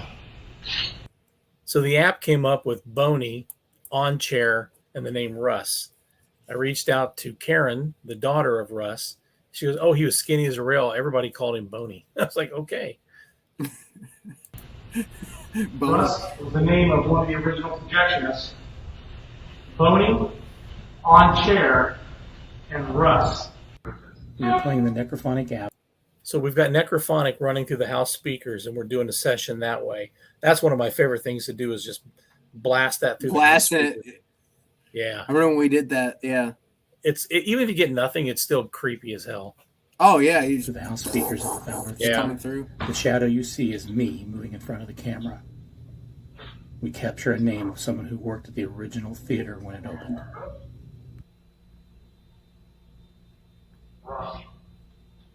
Did you say Russ? Did it say Russ? So Dwight, I did mention this too. Dwight has a TikTok. If you're a big fan of TikTok, I personally I don't like TikTok, but Dwight posts a lot of all these clips on TikTok. So I don't know. Do you want to drop your link to TikTok in the chat too? You can. Or what is this? Is Myhauntedfowler on? Yeah. It's Myhauntedfowler on everything. Yeah, pretty much. If you look up Myhauntedfowler, well, it should be me. If it's not, then it's some imposter. But I try to keep it consistent, and it's different enough and unique enough that no one had grabbed it before. So this is one of I think, a spirit of an animal. Spectral Waves is in here from Chicago, from the Illinois area, and the lead guy goes out to grab a smoke. And this is important only because I asked him if he saw what we're about to see, and he's like, "I saw nothing." And I don't know what prompted me to look at the camera at this point. I don't know if I was just because I knew he was out there, but this is what I believe to be a cat. I say cat. Oh my God. I remember you showing me this. This shit's crazy. Yeah. And the people that saw this, that were working on the renovations, they said, "Is that our ghost cat?" I'm like, "What ghost cat? What are you talking about?" And they kept talking about this cat they would see and it would just disappear. I said, "Maybe." And it looks to me like a small animal just moving toward the theater on the lower, start from the lower right. You can show your mouse. You can move your mouse if you want to too and show it because the screen. Does it show up? Okay. I think it should. Oh, you can see it. Oh, you don't even have to put a mouse there. I know. Then I do a close up. Yeah. Oh my. What the hell is that? Wait, play. You got to play that one again. That is just weird, dude. To me, it almost looks like a clear penis moving through there. Maybe it's because I'm sick. I don't know. Did you say Russ? I'm telling you guys, if you guys have never got a chance to go to the Fowler Theater or the jail, you gotta. Like, it's so worth it. I think we're one of the hottest places in the state of Indiana. Oh, it's so like overlooked. Like, it's just, was it overlooked? Underlooked. I can't even speak right now. There you go. But that just comes out The of director nowhere. of the Fowler Theater reported here. It's one of the most haunted places I've ever been to. Like, it's just crazy. And I've been to some pretty crazy locations, but this one stands out. Now, this next clip. Go ahead. Yeah. No, you're fine. No, I was going to say, this place is so good. I've been there twice. Like, I had to go back. Like, and I'm going to go back to the jail this summer too. So And Spirit Talkers, I don't Noah and Jake. I wasn't there that night. I got to meet them eventually, but they had one of the wildest experiences, in my opinion, at that jail. They're both in Jacob Nelling's cell, and it sounds like somebody's outside that cell and just slams on like a file cabinet or something as hard as they can. And I think it's was this the first time they went? Yeah, Noah just screeches like he's about to. I remember that. But so Jill, the director, she texts me and says, as she puts it on here, as you can see, I swear to God, a pterodactyl is behind the screen. And this is what we pick up. No one else hears it. Now, I think Jill is sensitive. I think Jill, because she's there a lot, she connects with them. And she may hear things that no one else hears. But I don't. And when I heard this on the camera, I'm like, how the hell did they not hear this thing? Hearing a strange noise backstage. 3 people in the auditorium did not hear the same noise. The backstage camera recorded the following audio. I had a meeting in Greencastle at the fall, so I just got back. So I was checking my email. So there you go. Everyday Treasures has been to the jail, I guess. Yeah, I first met him when we did Omar Gosh. Yeah, Omar Gosh and James the Fam. That's what it is. They came up and did a meet and greet, and so I met a lot of people. That's how I think I first met Amy, actually. Yeah, I remember that because and then she invited me to come that first time I went because I never even knew about it until she told me. Yeah, Omar and James were great because they were like, invite everybody. I was like, sure. But this lower right hand is the view from the auditorium side, and this obviously is the backstage. But I don't know what that sound is. I've never heard anything like that before. 3 people in the auditorium did not hear the same noise. The backstage camera. I don't know how they didn't hear this thing. I had a meeting in Greencastle at the fall, so I just got back. So I was checking my email. So is that another whistle? I almost feel like it's a kid screaming. But play it one more time. I should have a replay here. Okay. Almost like a dog, even. Like a cry, like a whimper, like a cry kind of thing. Yeah. So this next, I could definitely hear it. Yeah, exactly. That's what got me is like, how did they? Because Jill immediately asked them, "Did you guys hear that?" And they're like, "Hear what?" They had no idea what she was talking about. And there were 3 of them standing out right in the same spot. This next clip here is so my wife is interested in the paranormal as long as it doesn't happen to her, and this happens to her, and this to me is pretty cool. I just think it's really cool. March 27th, and before we started selling tickets at the Fowler Theater, my wife Michelle popped her head out of the ticket booth and asked if someone called her on the radio. She had heard a woman's voice say her name. I had one radio and did not say anything, nor did I hear anything, and I know we were both on the same channel from previously testing with her. The 3rd radio was off and with my friend Bob. While she was out of the booth, we all heard Michelle come across the radio, but not on my radio. She went back into the ticket booth, and then she heard, "Michelle, is that you? I know it's you." Again, I heard nothing on my radio. I am not ruling out someone on the same frequency, but I find it odd that they used her name and that I did not hear anything on my radio on the same channel. So I threw a lot of words at you there in the video, but basically she's hearing shit on her radio that we're not hearing, and we're all in the same room, and my radio doesn't repeat what she hears, which I thought was really creepy and cool. And yes, Dwight is a great host. No. Okay, so we're picking up somebody else. I just heard there's Yeah, it's probably good. We assume ghost on everything. So I went outside to see if, like, because I saw a sheriff in a town cop car, thinking maybe we got their frequency. I doubt it, but maybe. Years ago when they changed it to 18. I came one night, but there wasn't a whole lot of activity that night. So it sounds like a little girl on her radio saying, Michelle, I don't hear anything on my radio. This happens several times, and we're on the same frequency.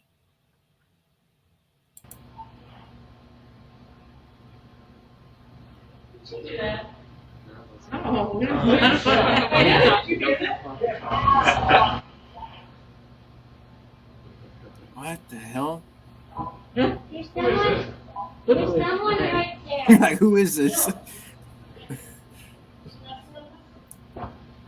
Is the other walkie-talkie back there?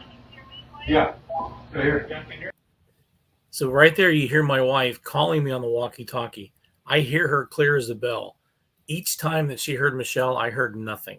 So whatever was happening was only coming through on her radio, and we're on the same frequency because here we're talking to each other, and the third radio was turned off. It's a little kid calling out her name. She wasn't happy. Shit like that happening to her, but. So you said she is a believer or she's not? She's a believer. She just doesn't want it to happen to her. So when it happens, she like freaks out. She's like, "What the hell?" Yeah, we have several experiences in our own home. Like one night we were laying in bed, we heard 3 knocks on the bedroom door. I said, "Yeah, come in," thinking it was one of my sons. I checked the door, no one was there. Both boys were sound asleep in their rooms, and the dog was sound asleep in the front room. But what got me was the fact that we both heard the 3 knocks. And she did not like. I mean, it's just one of those things where she thinks it's cool as long as it happens to me, not her. Yeah, not her. Yeah. Yeah. So when this thing was targeting, it really was targeting her. It called her name out 3 times, and never once did I hear it on my radio. That is creepy. So creepy.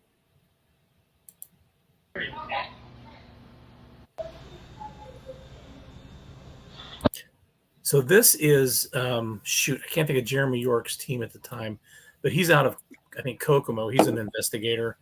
They've got their cameras set up backstage. They've got their monitors up, like at the very back of the auditorium, and something seems to walk in front of their camera and blocks their camera and my camera.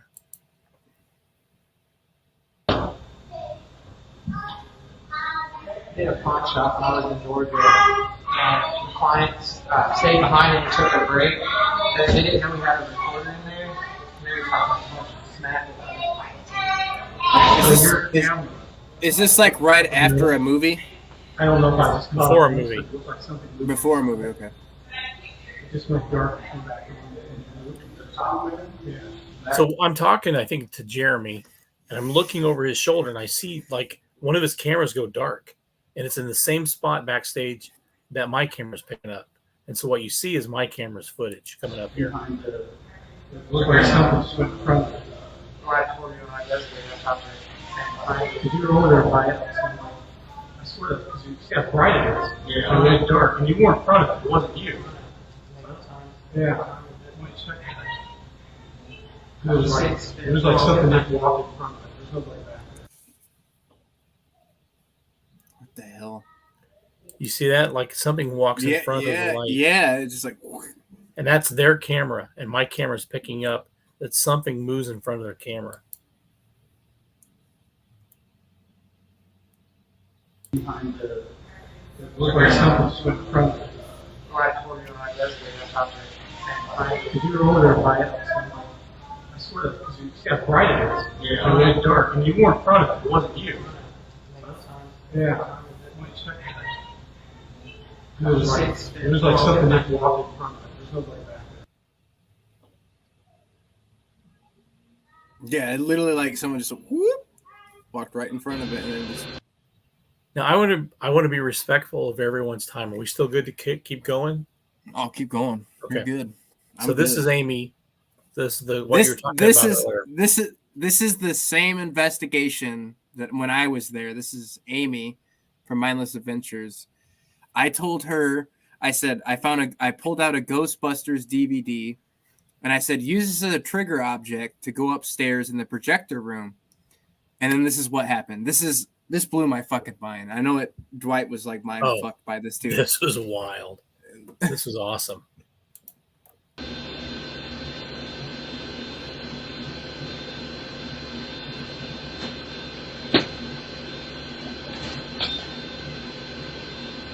And then you see the piece of paper.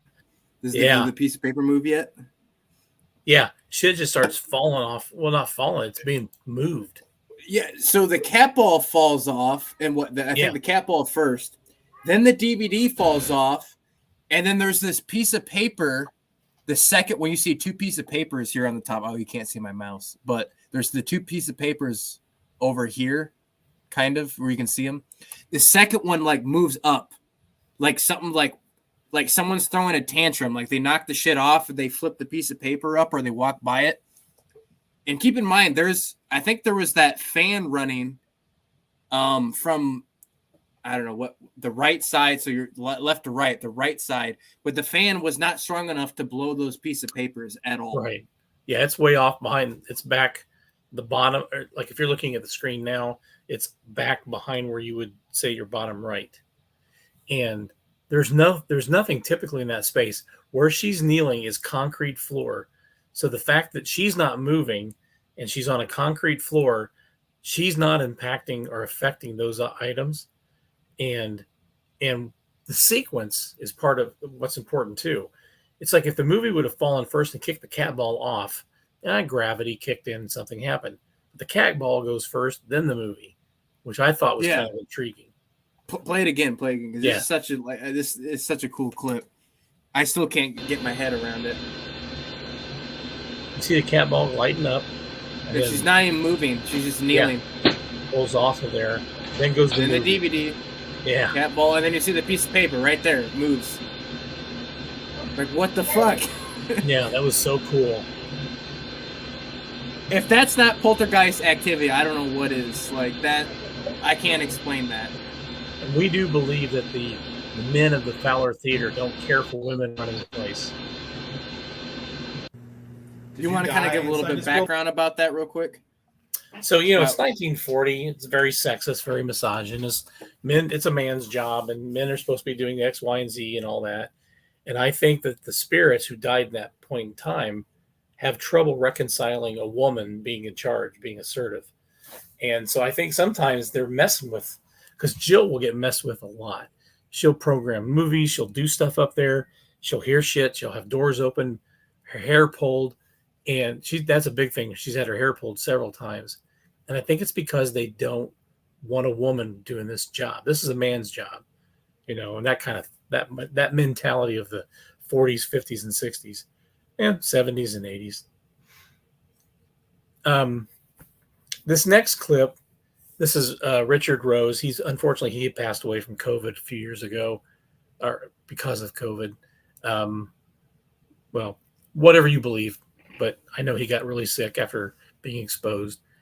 And he was, I felt like he was really good in the paranormal field, very in your face kind of approach. So he's backstage at the Fowler Theater. He's asking questions. He has an encounter, and then we capture the word, the letter. And we know there was a suicide associated with the theater. And I've always wondered if there was a suicide note somewhere. And I remember you telling me about the letter and shit when we were there.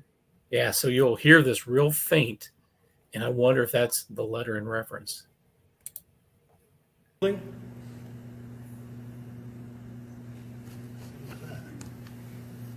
just happened?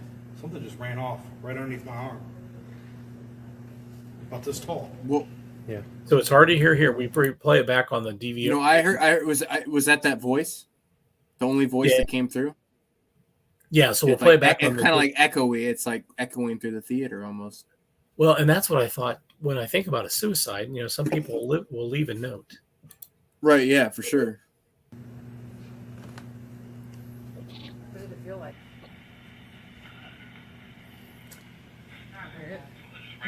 That's when I seen him run.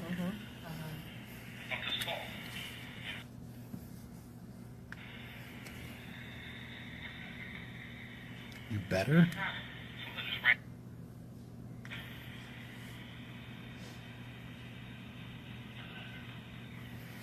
Oh, dude, you can hear that, man. It's I can get the light out. you can definitely hear the letter. Yeah. And you know what's crazy? Here it was Because it's again. like You hear it? I've gotten so used to like that was hearing right here. EVPs. People were like, was "Oh, not you're on you know here. you're Oh, crazy. just I didn't now. hear Yeah. that." But like I've gotten so many EVPs, dude. Like, and you just kind of get an ear for it, and you can hear it. Well, and When we've had a lot of people pick up that they think maybe the guy that had committed suicide in 1968, the manager, he'd actually tried to kill himself a year prior to The that. SLS camera. And I'm pause this real quick. Go ahead. So the urban legend was that he had killed himself in the theater. The news story was that he had been found shot in the head at home. So we think maybe he had tried to hang himself the first time, because people keep picking up on hanging consistently. It's like somebody hanged themselves.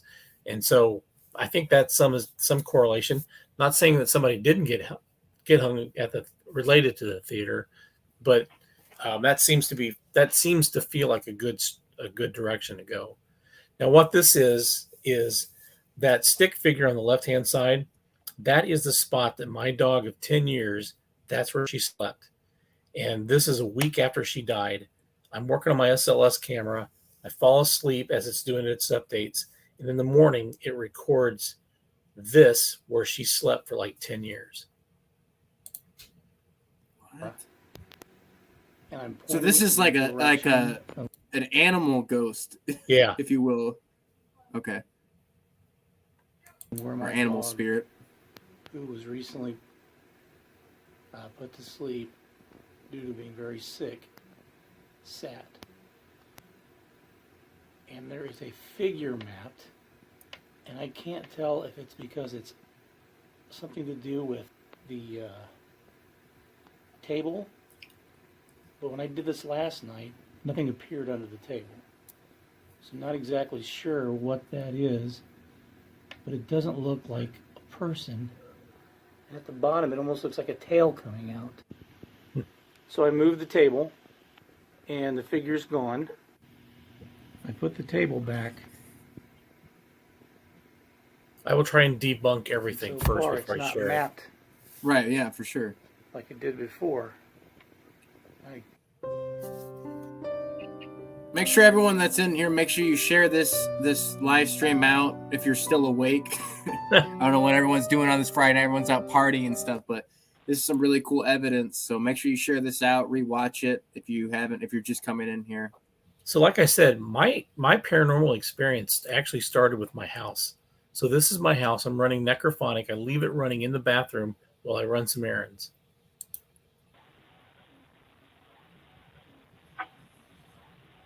Dwight needs such a bigger following. Like his locations are crazy, and he's just such a great earlier host. today I saw a shadow up in this section, like right here. The same bathroom I was actually in there when I saw the door handle turn while I was home alone.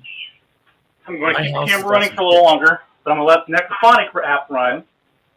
If you're in here, or were here earlier, it's your opportunity to give me a name, ask questions, share anything. I'm going to shut the door. Feel free to move about the room, and we'll talk to you soon. Let's get some beer emojis in this chat if you guys are still awake. Let's pop some freaking tops.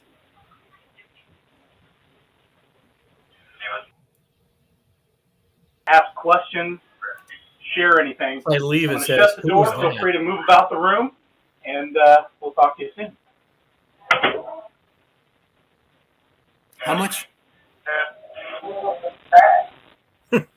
Who was that? What the hell? That was like literally right after you shut the door? Or right Yeah. before you shut the door? Yeah, I came back and turned the lights off to let the session run.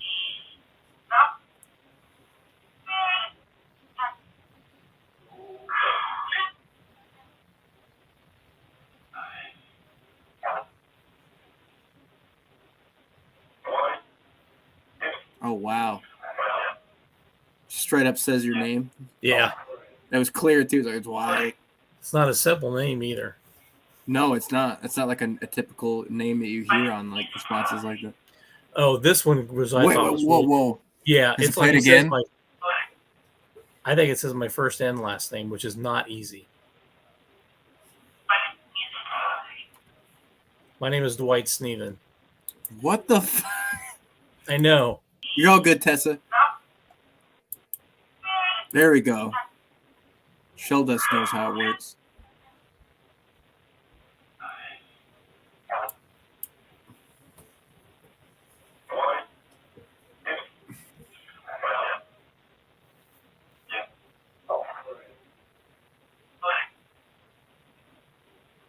How many times does it say, or is that is just repeating, or is like No, those were different times.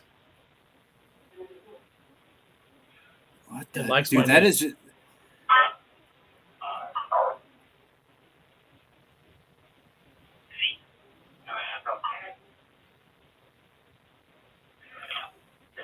So before I walk in, the camera just shifts like somebody's over there. Like the whole thing moved, or like Yeah. the. And if it was the towels, that would be weird because for 90 minutes it didn't do that. And that is not a swastika in the back. That That's concludes another flower investigation. sign. Wait, you said that's not a swastika? Is that what you said? Yeah, just to be clear that this is not a Nazi house. That thing there, that's a different pattern Dwight- the lights are on. Dwight is secretly a Nazi. He investigates Dwight's Nazi helmets, and he's got swastikas in his bathroom. Yeah, I saw that and I'm like, oh shit, that doesn't look good. It kind of does look like a swastika. If you wouldn't have pointed it out, I probably wouldn't have noticed. But That concludes another investigation. Join us again when we investigate in Myhauntedfowler. So this right here, this should be jail stuff. In the basement of the jail, there are two women, and they are doing a digital voice recorder session. And I will let it play, and I'll tell you what I think it says in relation to one of the women.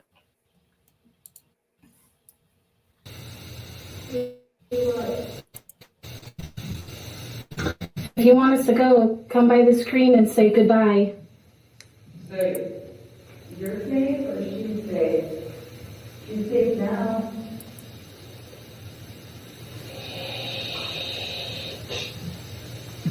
Yeah. What This the is fuck in the was that? dungeon, Tommy. Yeah, this is in the dungeon in that little area between the evidence or the records room and the evidence room. That area, I think I've told people, I've repeatedly, that's like the most haunted part of the jail. They're both ladies are sitting there. So I'll let it play out again. I'll tell you what I think it says. Then we can go back. It sounded horrifying, whatever it was. It Okay, sounded you almost ready like to go? Yep. What was that? I don't know, but I'm ready to go. We're picking up and going. They're scrambling to get out of there. It pronunciates something at the end. It's like. So one of the women, her name is Paige. If you want us to go, come by the screen and say goodbye. Say, you're safe or she's safe? She's safe now.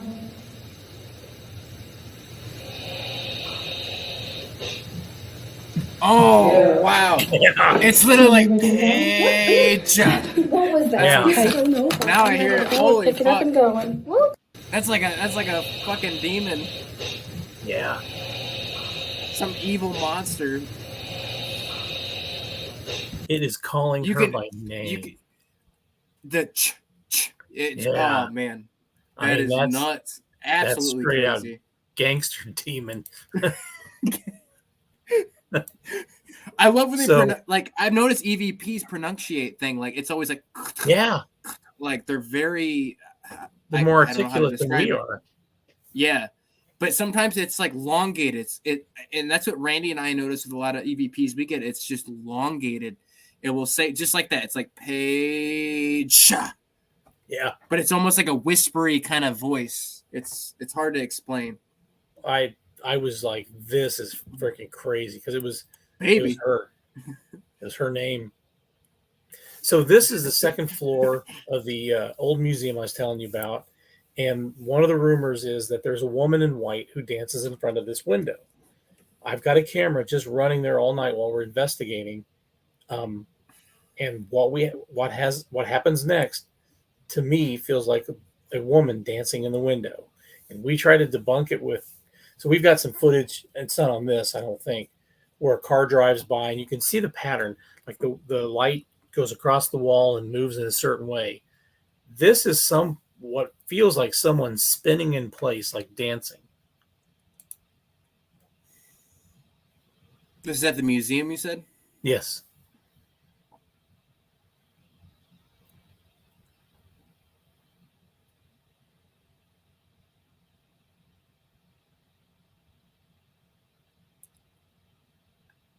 So it's just Are you talking about see the light showing up? Yeah. Yeah, and now there's this. Oh, well, what the fuck was what? Like it's dancing and spinning. Whoa. I thought, okay, is that first? Because I was like, maybe that's some trees outside or something. We thought first a car going by, but we look at a car later and the pattern is totally different. That like shoots down. Yeah. And like you said, like it's like a twisting almost like movement or something. Almost like twirling. Yeah. So it comes back. Whoa. What the fuck? Yeah.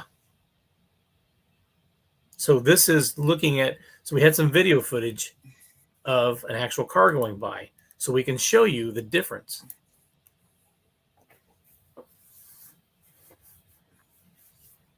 So this is like a car going by, like that's what it's a car going by.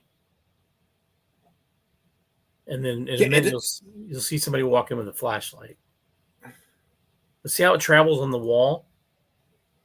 Yeah. Like and even the car going by, like it wouldn't leave that said window. Like that other movement like came off like almost like the ceiling and came onto the wall, but it's not like it doesn't light up the whole wall like it did.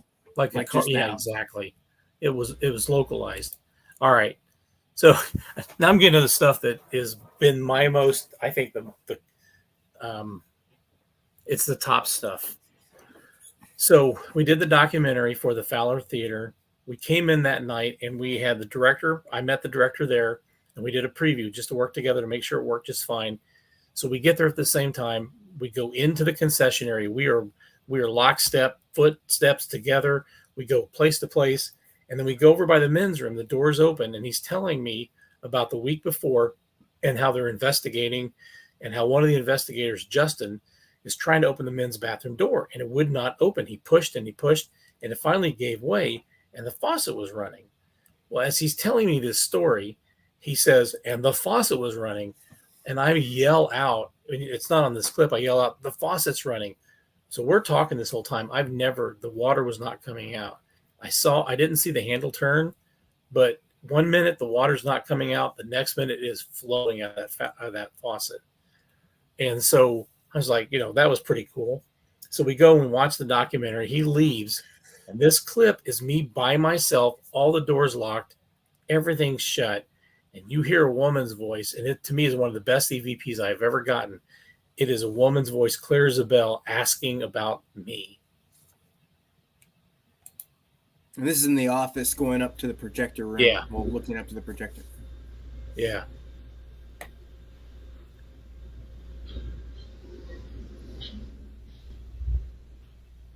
Hello?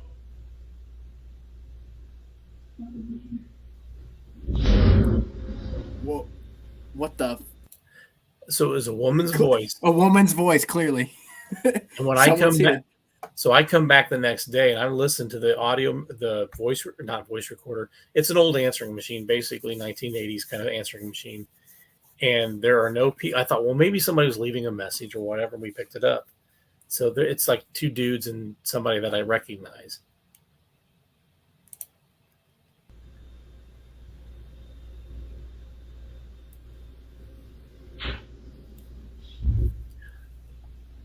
Oh, and to share. So I'm upstairs before this happened, I swear I heard like a projector running. We haven't used the old projectors in years, but in my head, that's what I'm hearing. I don't think I have it on here, but I just wanted to mention that, it seemed like something was maybe connecting to us with from the past.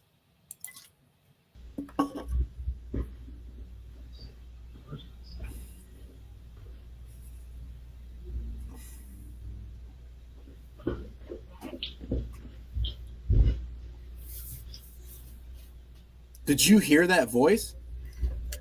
So while I'm upstairs, I think I hear somebody in the theater with me, but I didn't hear someone's here. I didn't hear that. I just well, somebody's in the theater messing with me.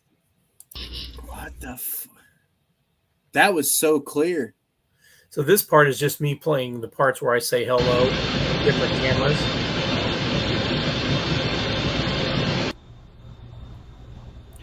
What I'm trying to do is make sure people know that I try to make sure I try to debunk anything I can. So there may be edits, but some of the edits are like, do you really want to watch 3 minutes of someone picking their nose? No, let's get rid of that. For sure. So again, this is just me saying hello on different cameras, being picked up by different cameras. Hello? Oh, isn't that creepy? It's so creepy as shit. And that was picked up on the camera recording. And there was nobody there. Those walls are thick. They're plaster and brick. Dude, that's clearly a woman. Yeah. And it is literally saying someone's here. Like, you can hear it clear as day. If you can't hear that, you need to, take a Q-tip and go clear as day. These next clips are what we refer to as Ghost Boy. And Ghost Boy appears to be on the left-hand side of the stage, moving from backstage to front. What this is a picture that was taken by Normal Paranormal out of Bloomington, Illinois. And they were just at one end of the backstage shooting pictures down the other end. And to me, it looks like the outline of a face. I see hair, ear, nose, whatever. And so this is just a photo that they took. Linda asks who would the woman be, you think? See, that I don't know. And that's where at the back it could be the hotel. It could be the theater. But that one just floored me. I feel like sometimes you can explain at least what something could be, and if it's not paranormal. That one, I played the answering machine. No one walked into the office. The walls are thick. I have no idea where she came up with, trying to say, or not she, but trying to confirm. And it was just crazy. So this kid here, or this is the kid that we get. We have had experiences in the backstage area related to what we believe to be a young boy. This is a compilation of those experiences. So this is 2018. This is 765 Paranormal, the team that invited me to be a part of their group. And I'm in the concession area. And so you'll hear a lady say something like they think someone's in the concession area. It was not anyone, a kid at least. It was just me. Keep in mind, guys, I did want to point this out before he plays this, that before this was a theater, there was a hotel. If you weren't here at the beginning, there used to be a hotel there in place of the theater. So Dwight thinks a lot of the activity comes from that said hotel, as well as the train crash that was a few blocks away. What was that, killing how many people? It was 25 or 20. It was 27, and 11 were burned alive. So I just wanted to retouch on that. So if you guys didn't come in soon enough, that's what might be. Well, I can't even talk right now, but yeah. No, that's okay. And I want to make sure that the reason I mentioned the burned alive, we have no history of any fires in the theater, but we have recordings or captures of people talking about fire and burned.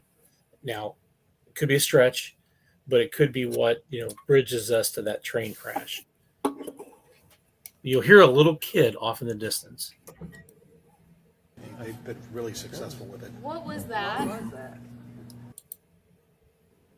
We have had experiences in the backstage area related to what we believe to be a young boy.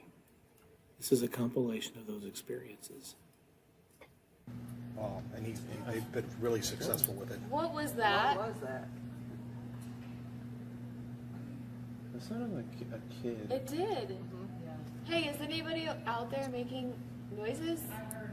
You heard Did that? you hear it? Was it you? Sounded It was like a child.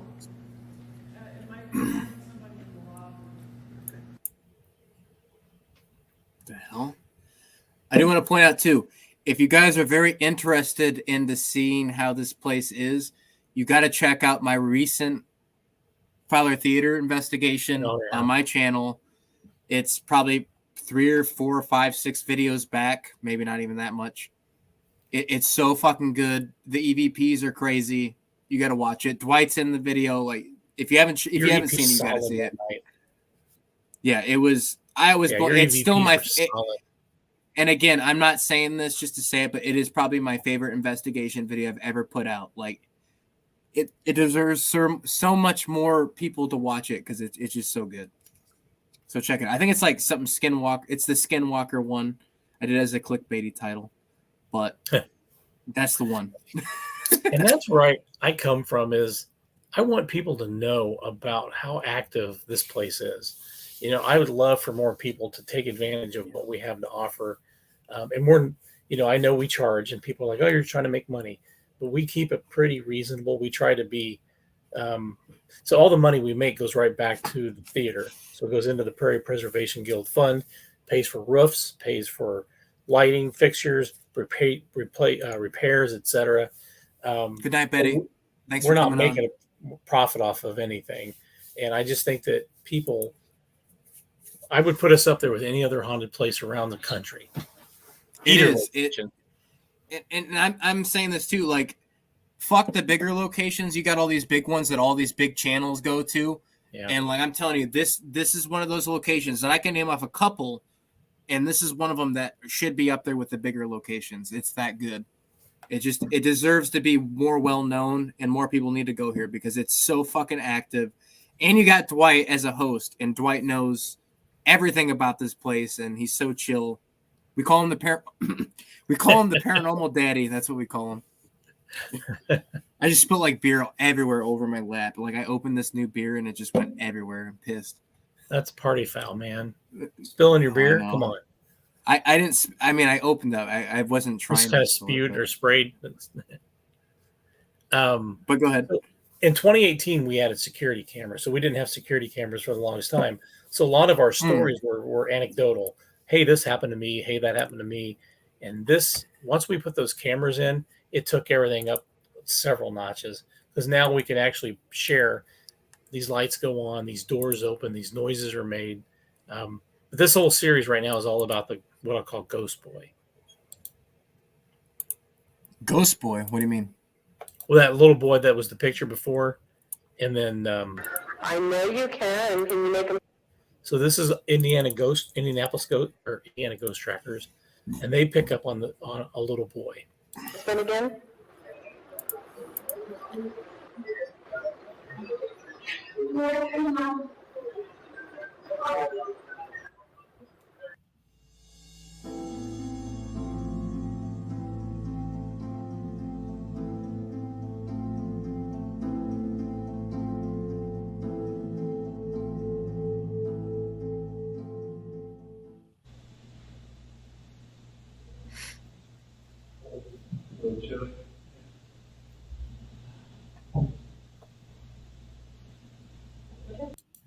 So what you heard was like, it's like something over there. God damn it, Dwight. Sorry about that. I thought I was clicking pause.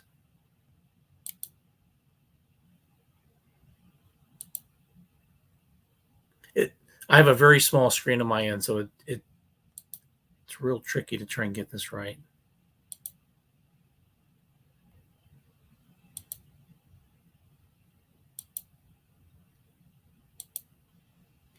So this is the backstage.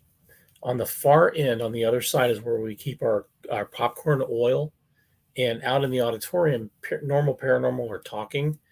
and what it sounds like is someone flicking at the oil can lid. I have no idea what just happened. I think it like kicked me out. That was weird.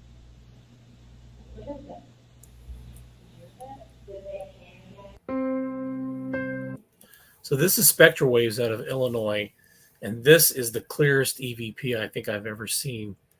It sounds similar to the kid we heard earlier. So they got their camera actually sitting next to ours in the balcony. Well, it's not a balcony, but it's a rooftop, I guess. It looks out over the auditorium. So on the right-hand side, you see the investigator, husband and wife team come out of the out of the curtain, and they walk up, and it should be a transition, but they're walking up to talk to me.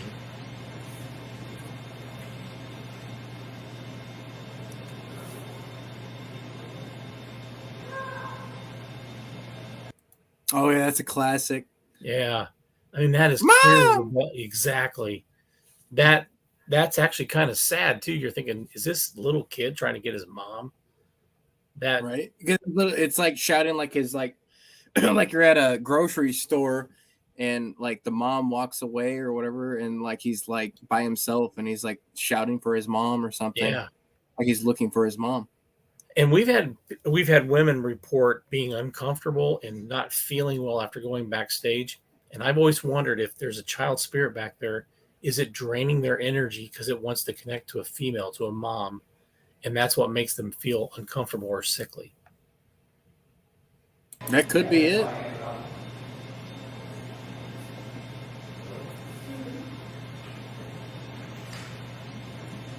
Spectral waves are good people. I mean, I really like working with them.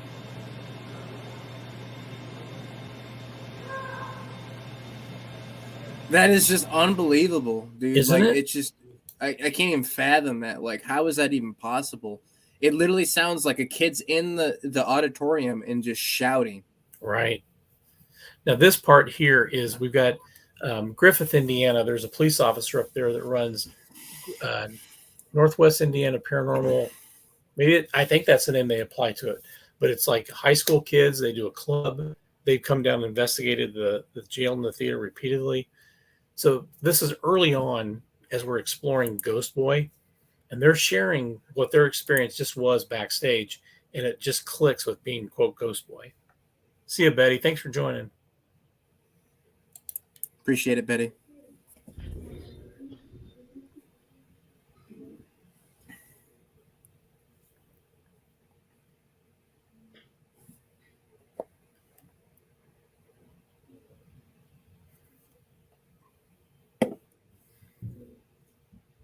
Picture of the Ghost Boy. So they saw an apparition backstage. Sort of like that. Looks like we got that behind the stage. Where's that Behind the the door by the chair. Yeah. Right behind that door, but through the crack of the door, it was staring. It was staring at us. Every time I looked back, I saw its face. That's the doorway that we caught And the it's- picture. Really? I know that's not the right rocking chair, When you sit every down, time you though, sit in that rocking chair, you instantly get just this rush. it drains you. Oh, it's bad. If you get feel chills, like it wants you out of the chair. Yeah. I have actually not seen that chair. You You should try should. it. It just stares at you and makes you feel like you need to get out of that And you chair. saw it through that doorway. Through So the crack of in the this, door. I'm getting ready to show them a picture of the boy. That's with the lights on. That's where the rocking chair is. He's sitting in the rocking chair, and you know where you could where the door hinges are? Yeah. Something was looking through the crack. Yeah. And every time. That's where they was in the office. Yeah. He just So- stares at you through that crack. We've heard something back there. Look in that oil can. There's like the popcorn oil. That's the knocking we heard. We were back there, and it sounded like someone was That's yep. We've heard that before. we heard it like 2 or 3, and then 2, and then 1, and We we're got like, the popcorn oil can back there. it sounded like that's what it was. Yeah, that's Because we're like, man, it sounds like someone's jingling keys, or someone dropped a marble or something. The night that we caught this was the night they had SLS activity down the back. Got that picture, and they could turn that phone to I do want to say, Dwight, after I probably will cut it after like the 2:30 mark. I try not to keep these going for like over 3 I'm hours sorry. or This is anything like going long. that. Let me No, jump you're good. ahead. You're good though. Let me Okay. jump ahead to the one of the doll jerking its head backwards. Because to me, that was what I saved for last. That's like the best for last kind of thing. The doll jerking its head back. Wait, what? Yeah. This is at the museum. So this is like a little kid humming in the background. You gotta let us come to this museum now. Well, yeah. I'll get that scheduled. All right, here we go. So it's just SLS activity backstage. We do not have the name of a child associated with the theater, but we will continue to investigate and see if we can uncover What's up, the Steven? story behind this young How you child's doing, buddy? I haven't seen disappearance. you in a while. All right, so this is the doll room. This one right here, this doll in the middle, this was made by a woman when she was 9 years old. The doll on the left in the pink dress was made by her son when he was 9 years old. Both dolls were donated by the boy's sister, who he had told her at his deathbed, please destroy my doll. Don't give it to anyone. What she heard was, take my doll and give it to someone. So we don't know if he knew something special about this doll. It is the creepiest freaking doll I've ever seen. But just watch. Okay. It came with that. The creepy ass dolls. Mm-hmm. I don't like Creepy-ass the dolls. soulless eye dolls. A 9-year-old boy made that. You need to put some dolls at Fowler and in the that jail. 9-year-old Just boy put some was random Jeffrey dolls in Dahmer. there. Very possible. I told them if they ever thought about getting rid of the dolls, Jeffy. give I'm them gonna to do me. the Jeffrey Dahmer Son of a one. biscuit eater. Oh no. I don't like that one. The soulless eye. So this woman here she's near the doll on the left in pink. There's another woman on the other side, and there's a little video footage of she's not even close to this doll when it jerks its head backwards. Did it And lag? it seems to be in response to me calling it a creepy soulless eye doll or something. I wasn't very nice to it. Dolls. A 9-year-old boy made that. I don't like that one. The soulless eye dolls. A 9-year-old boy made that. I don't like that one. The soulless eye dolls. A 9-year-old boy made that. You see its head jerk back?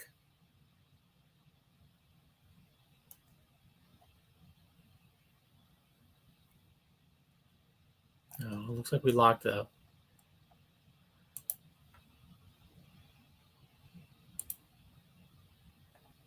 A 9-year-old boy made that.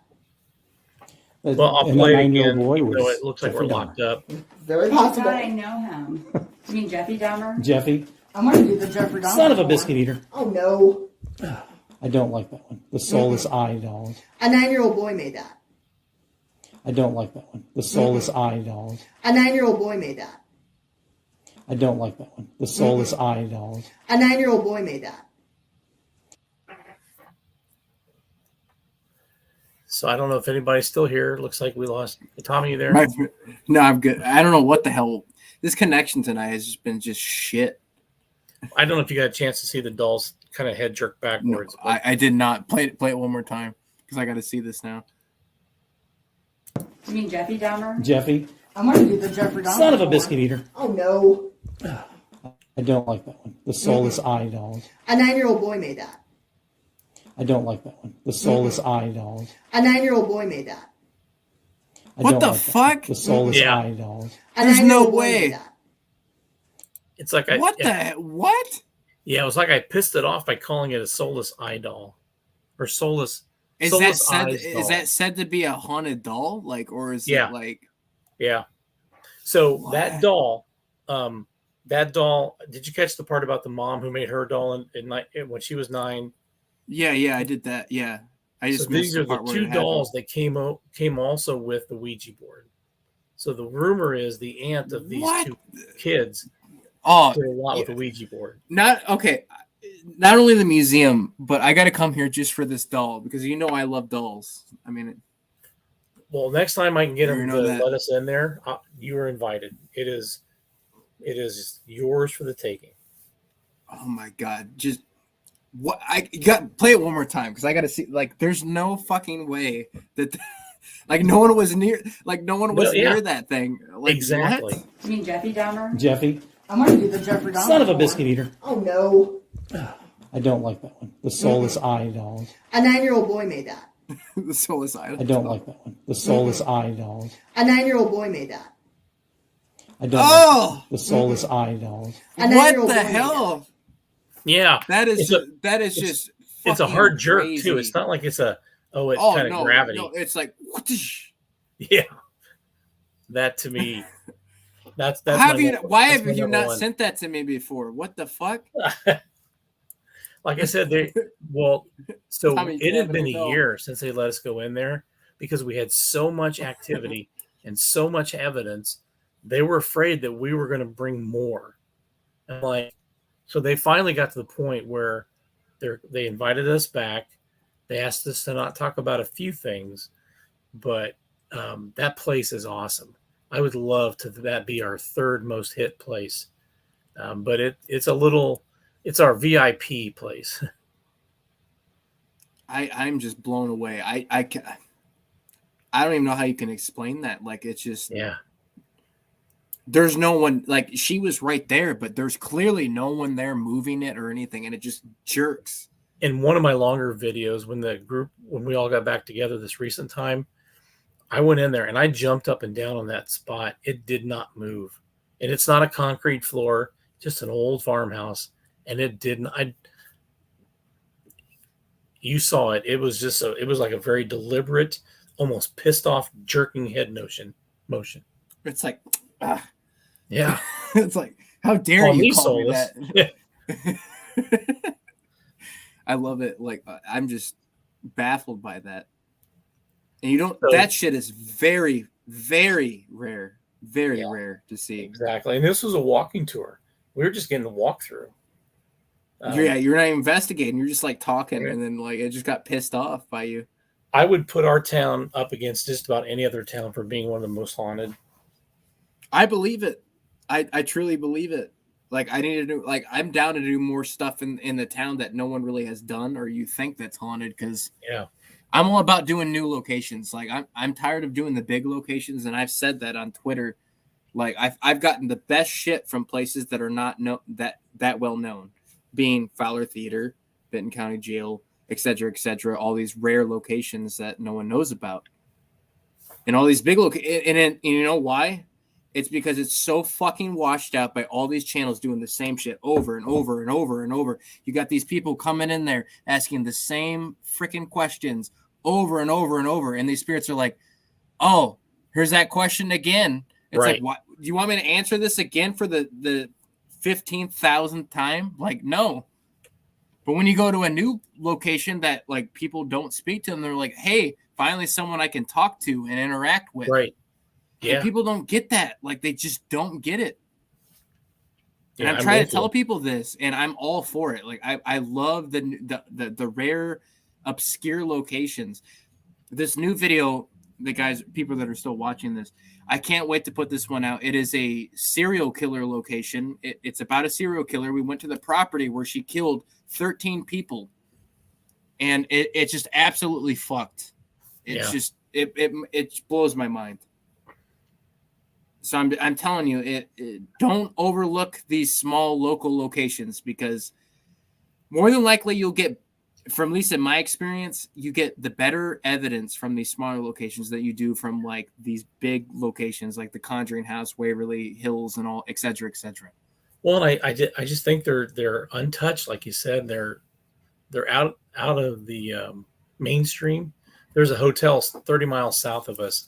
It's the McDonald House Bed and Breakfast, and it has some underground railroad history, and it's pretty active. And so I think it's a lot of these smaller towns, you'll see that, but it also doesn't get a lot of attention. And even when the attention does get there, and you run into community people that kind of shoot it down, we haven't had that. You know, the county commissioners were all for us doing more with the jail, getting more exposure, etc. But I think there's a lot of small towns where they don't want to talk about this stuff. And if you can find those places and you can be one of the first ones in, I think it's just awesome, because somebody there is waiting for your presence. Oh yeah, they are. And like I said, it's like, oh, someone's finally trying to speak to me. Yeah.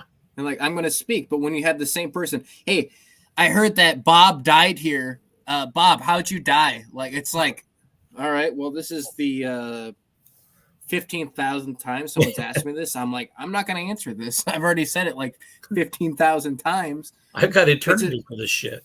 I mean, if you really think about it, like if you like sit there and think about it, it makes complete sense. And I know like a lot of people think, because more than, I've been doing this, the more I do it, I don't even believe it's necessarily ghosts. I feel like it's more of an energy kind of thing. What the hell? And what the hell is that noise? Oh, there we What go. is that? Sorry. That was my promo video. Shit. It kind of overtook. But yeah, anyways, the point is, it's just don't overlook the smaller locations. Start local if you're just starting out, or even if you have been doing it, start doing local shit. That's how I started out.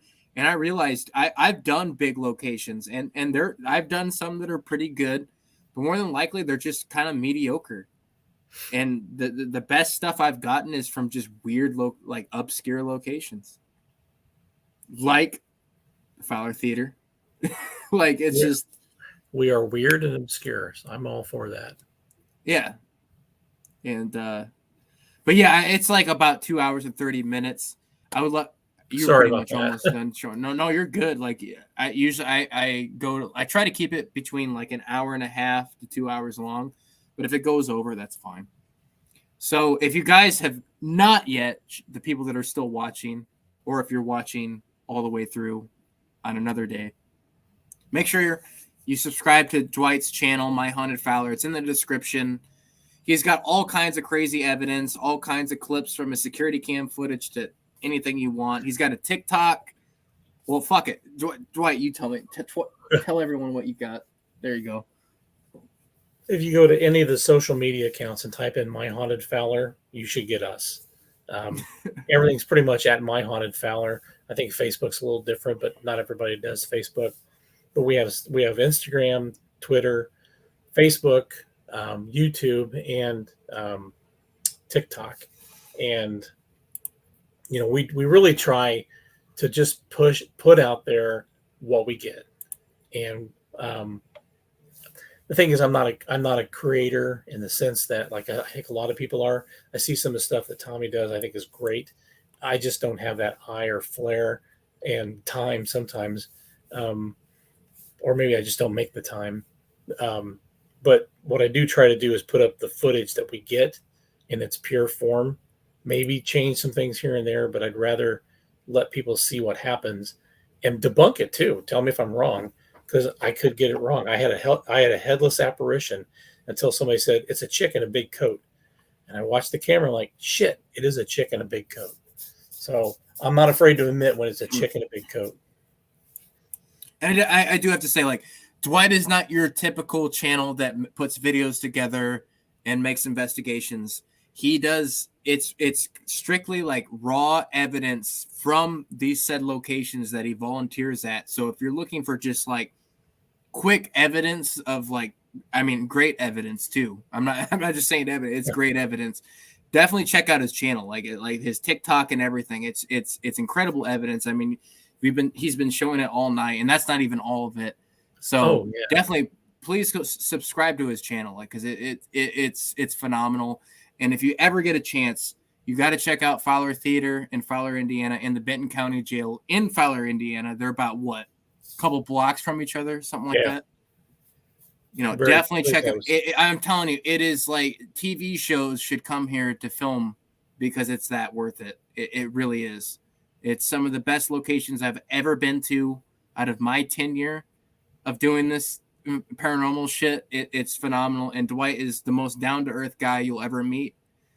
Out of all the locations I've been to, Dwight is the coolest motherfricker that I have met as a host. You won't find anyone better than Dwight.